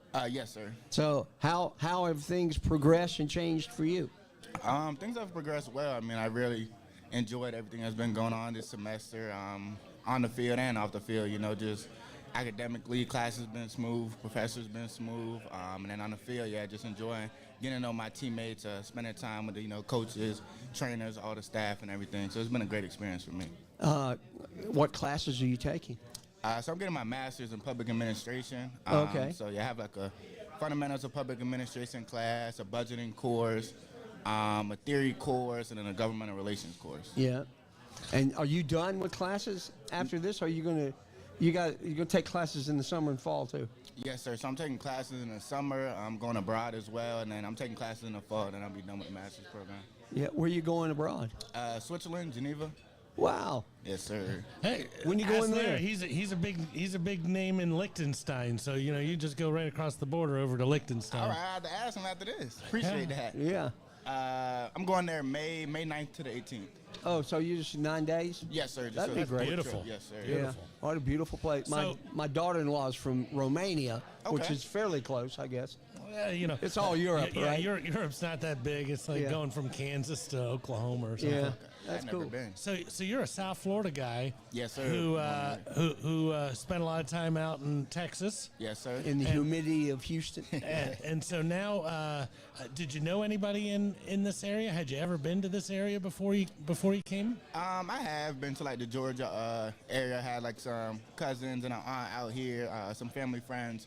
So I've been out here, but other than that, no. No, and just like Josiah, you probably haven't had a lot of free time to go do a billion things as of yet, right? Nah, not too much free time. Yeah. That's okay. Yet. That's okay. Yet. Yeah. So you and Josiah, are you guys roommates or? We're not roommates, but we're good friends. He's like a little brother to me for real. Well, little in age, because he ain't little any other way. So give us your interpretation of the spring game or practice or whatever you want to call it, because it was a little different from a fan perspective, because we're used to seeing 11 on 11 for a full game, and you get there and you guys are running one-on-one drills and you're running the ball, and you got 5 or 6 quarterbacks flinging it all over the field. Right. I think it was just, giving everybody a chance an opportunity to show what they could do in different aspects of the game, whether it not be like the full 11 on 11, also give people a chance to show their abilities one-on-one, and the 7-on-7 aspect as well. So I think the spring game went well. I think everybody had a chance to showcase their abilities on both sides of the ball, even had some special teams in there. So yeah, I think there's always room for improvement. I think we did take a step this spring, but I think there's a lot of steps that need to be taken before the end of August when that first game comes up. So, yeah. Boy, it's hard to believe it. August 30th is just around the corner. Right, man. 4 months and a week. Yeah. So what's the coincidence that you guys both came from different teams that had the same mascot? Yeah, I actually never thought about that. Yeah, I was just looking at it. I was like, Howard and Bucknell are both the Bison. Yeah, that is a crazy coincidence. But they lucky that they was never on our schedule though, because it would have got rough for the Howard Bisons. Yeah. I don't know if he liked that look or not. I think some of the Bison just got thrown under the bus. Nah, it would have been a good game though. Love the competition, so. Absolutely. But now you're a South Florida guy as well? Yes, sir. So you guys had that in common before you ever met. So yeah, he from a little, they call it Central, so he's a little up north, but. Where's he from? Apopka? Is that where you from? He's from Sanford. Sanford, that's right. Yeah. Well, it's funny. I have a daughter who lives in Apollo Beach, just in the Tampa area. Okay. And I'll make a mention of, being in South Florida. And every time I say it, everybody looks at me and go, "This isn't South Florida." I'm like, "Yes, it is." Well, I realize it's not the extremist of South Florida. Right. But, Yeah, a lot of people take that to heart, like in South Florida, we claim it like it's like a whole different state, really, in the South. Really. Now, where are you from, Coleman? Like the Fort Lauderdale area. Fort Lauderdale, yeah. I live in Parkland, Florida now. Yeah. Where'd you go to high school? Connor Gibbons High School. That's Fort absolutely. Lauderdale. Yeah. So, what is the coolest place you've ever played? In high school? Anytime, anywhere. I've been in the Army twice. The Army. That atmosphere is pretty crazy with all the cadets and everything. So I bet. I would say probably there, honestly. Now, was that a bus ride from Pennsylvania? Yes, took the bus there from Pennsylvania, and we played when I was at Rice as well, but we flew though. Yeah, Thank goodness that happened. That would not have been a good one. So, but yeah, the atmosphere, I think it's unlike any other, really. I've heard nothing but that from every person who's ever stepped onto West Point's campus, and I can only imagine as a player pulling up on that campus, it's even more intense. Yeah, it's different. Yeah, and I imagine the weather's a lot different at Bucknell than it was at Rice. Houston's the most humid city I've ever been to. In my life. But now it's okay because you're in the second most humid city in America. No, Atlanta's not nearly as bad as Houston and New Orleans. But we're probably two. Yeah. Houston was bad, but I enjoyed the heat though. I really liked the heat, so it wasn't that bad to me. So we asked Josiah this. Have you ever played in snow? I had a couple snow flurries, never pouring like a down foot of snow or anything. Yeah. Nothing like that.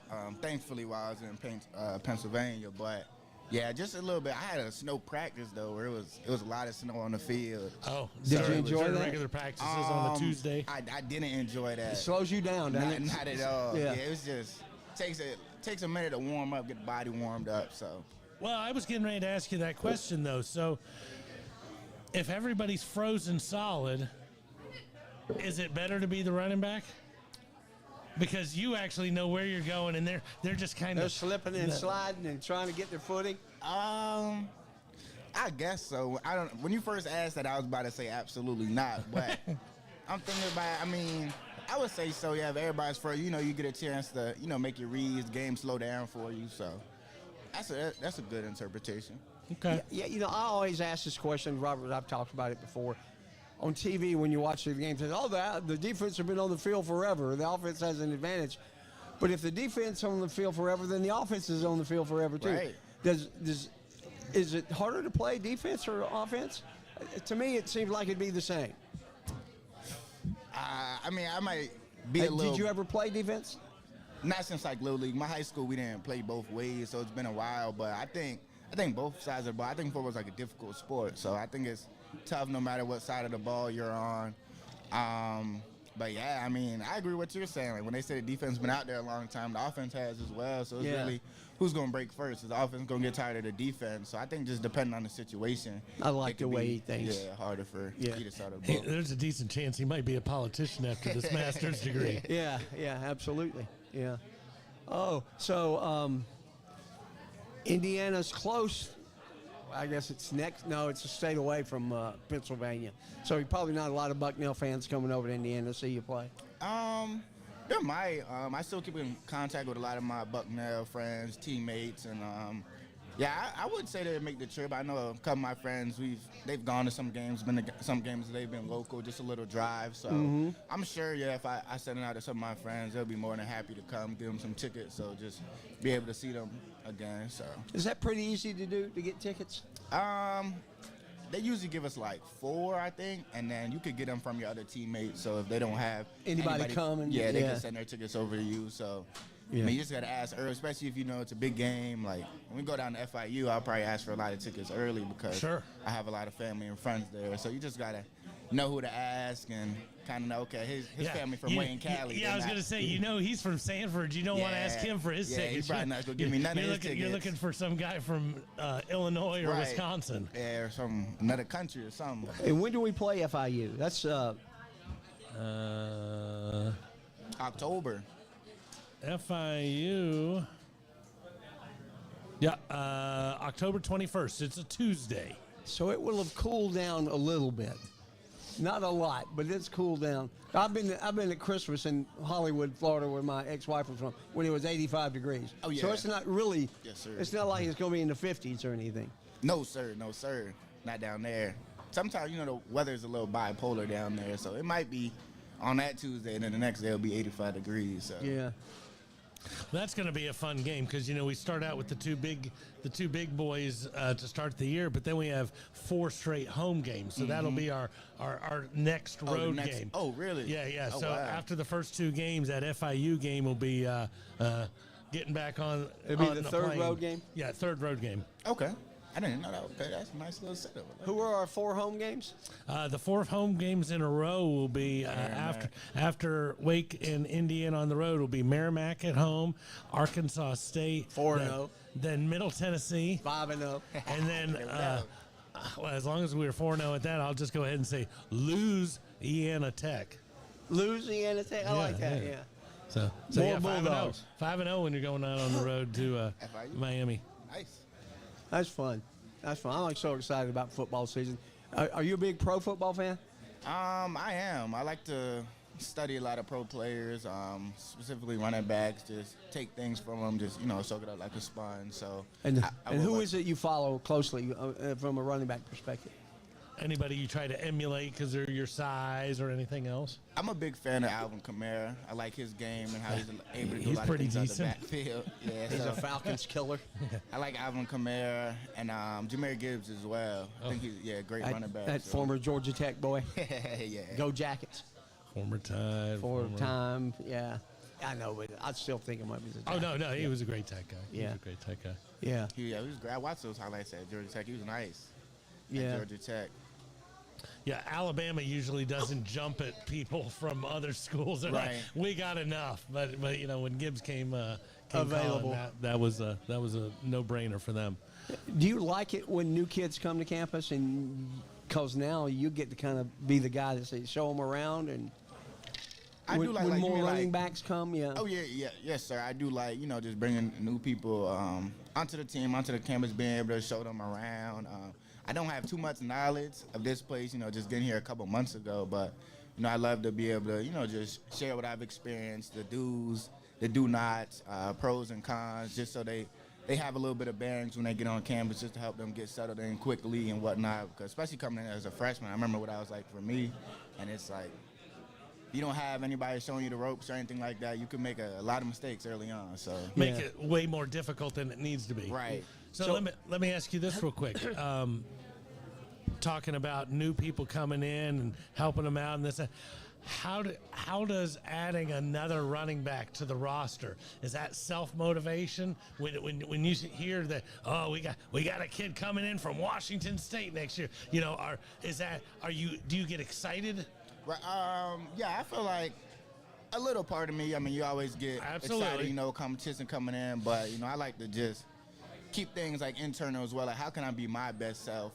Because, once you start like competing, try to, go head to head with somebody else, that could, take away from your game and what you have planned and what you want to do. So I like to, first focus on myself, my mental, my physical abilities, my God-given abilities, and just make sure I'm enhancing those, and then let the rest take care of itself. So, Iron sharpens iron, man. Right. I always like that, yeah. Well, when you're playing a guy in basketball, it's a little different. You Right. guys have the same position, so Right. you really can't go against him. So maybe you just kind of watch something and you're like, "Ooh, I kind of like that move. Right. I might try that one later, Right. later or something like Yeah, that." that's another thing too. Be able to learn from them, because even if they're a freshman or if they're a 6-7 year guy, I'm sure they're gonna know something or do something I've never seen before. So being able to learn from them and put that into my game, so in my repertoire.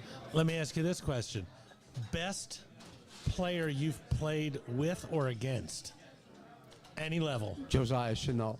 Well, the second best player you've seen at any level. JC, I seen him do some things on the field. Hold up, let me think. Does everybody call him JC? Yeah, I would say a good amount of people. Yeah, call him JC. Yeah, he reminds me of the Jim Croce song, men just call him Sir. There you go. Yeah. Best player I've played with or against. Just when you see somebody on a field and you're like, wow, that dude's got some game. I'm trying to think. I can only imagine you saw a lot of people in high school. Yeah, that's what I'm saying. I've seen a lot of good people in high school. That's a good question. Well, maybe it's an answer that we'll have to bring you Get back next for. time, Yeah. I'm trying to think. I'll probably say playing like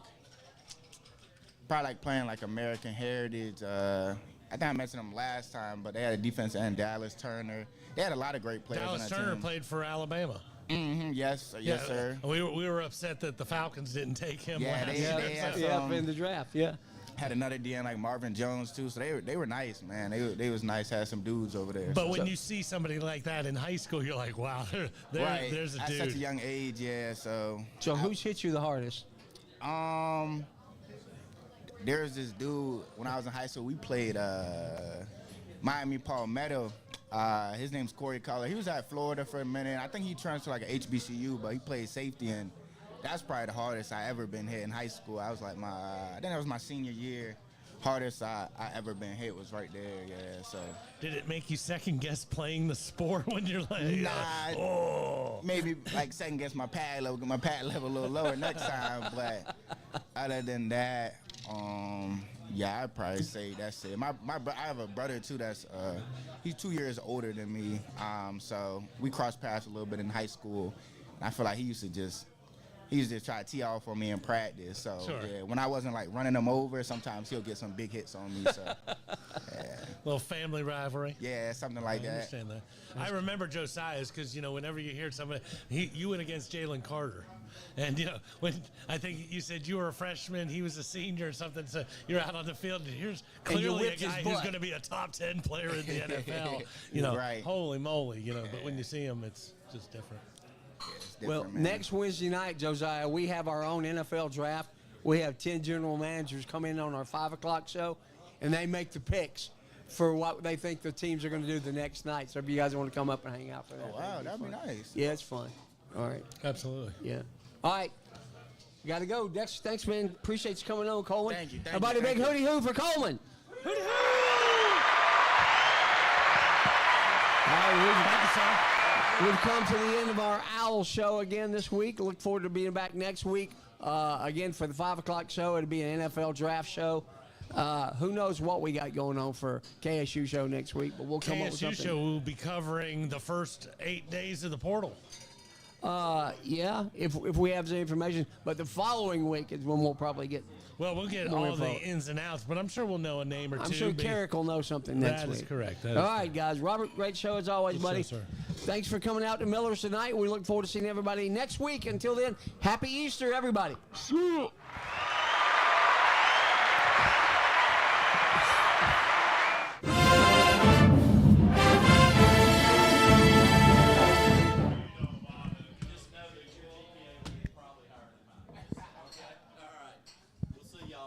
Have a good day, sir.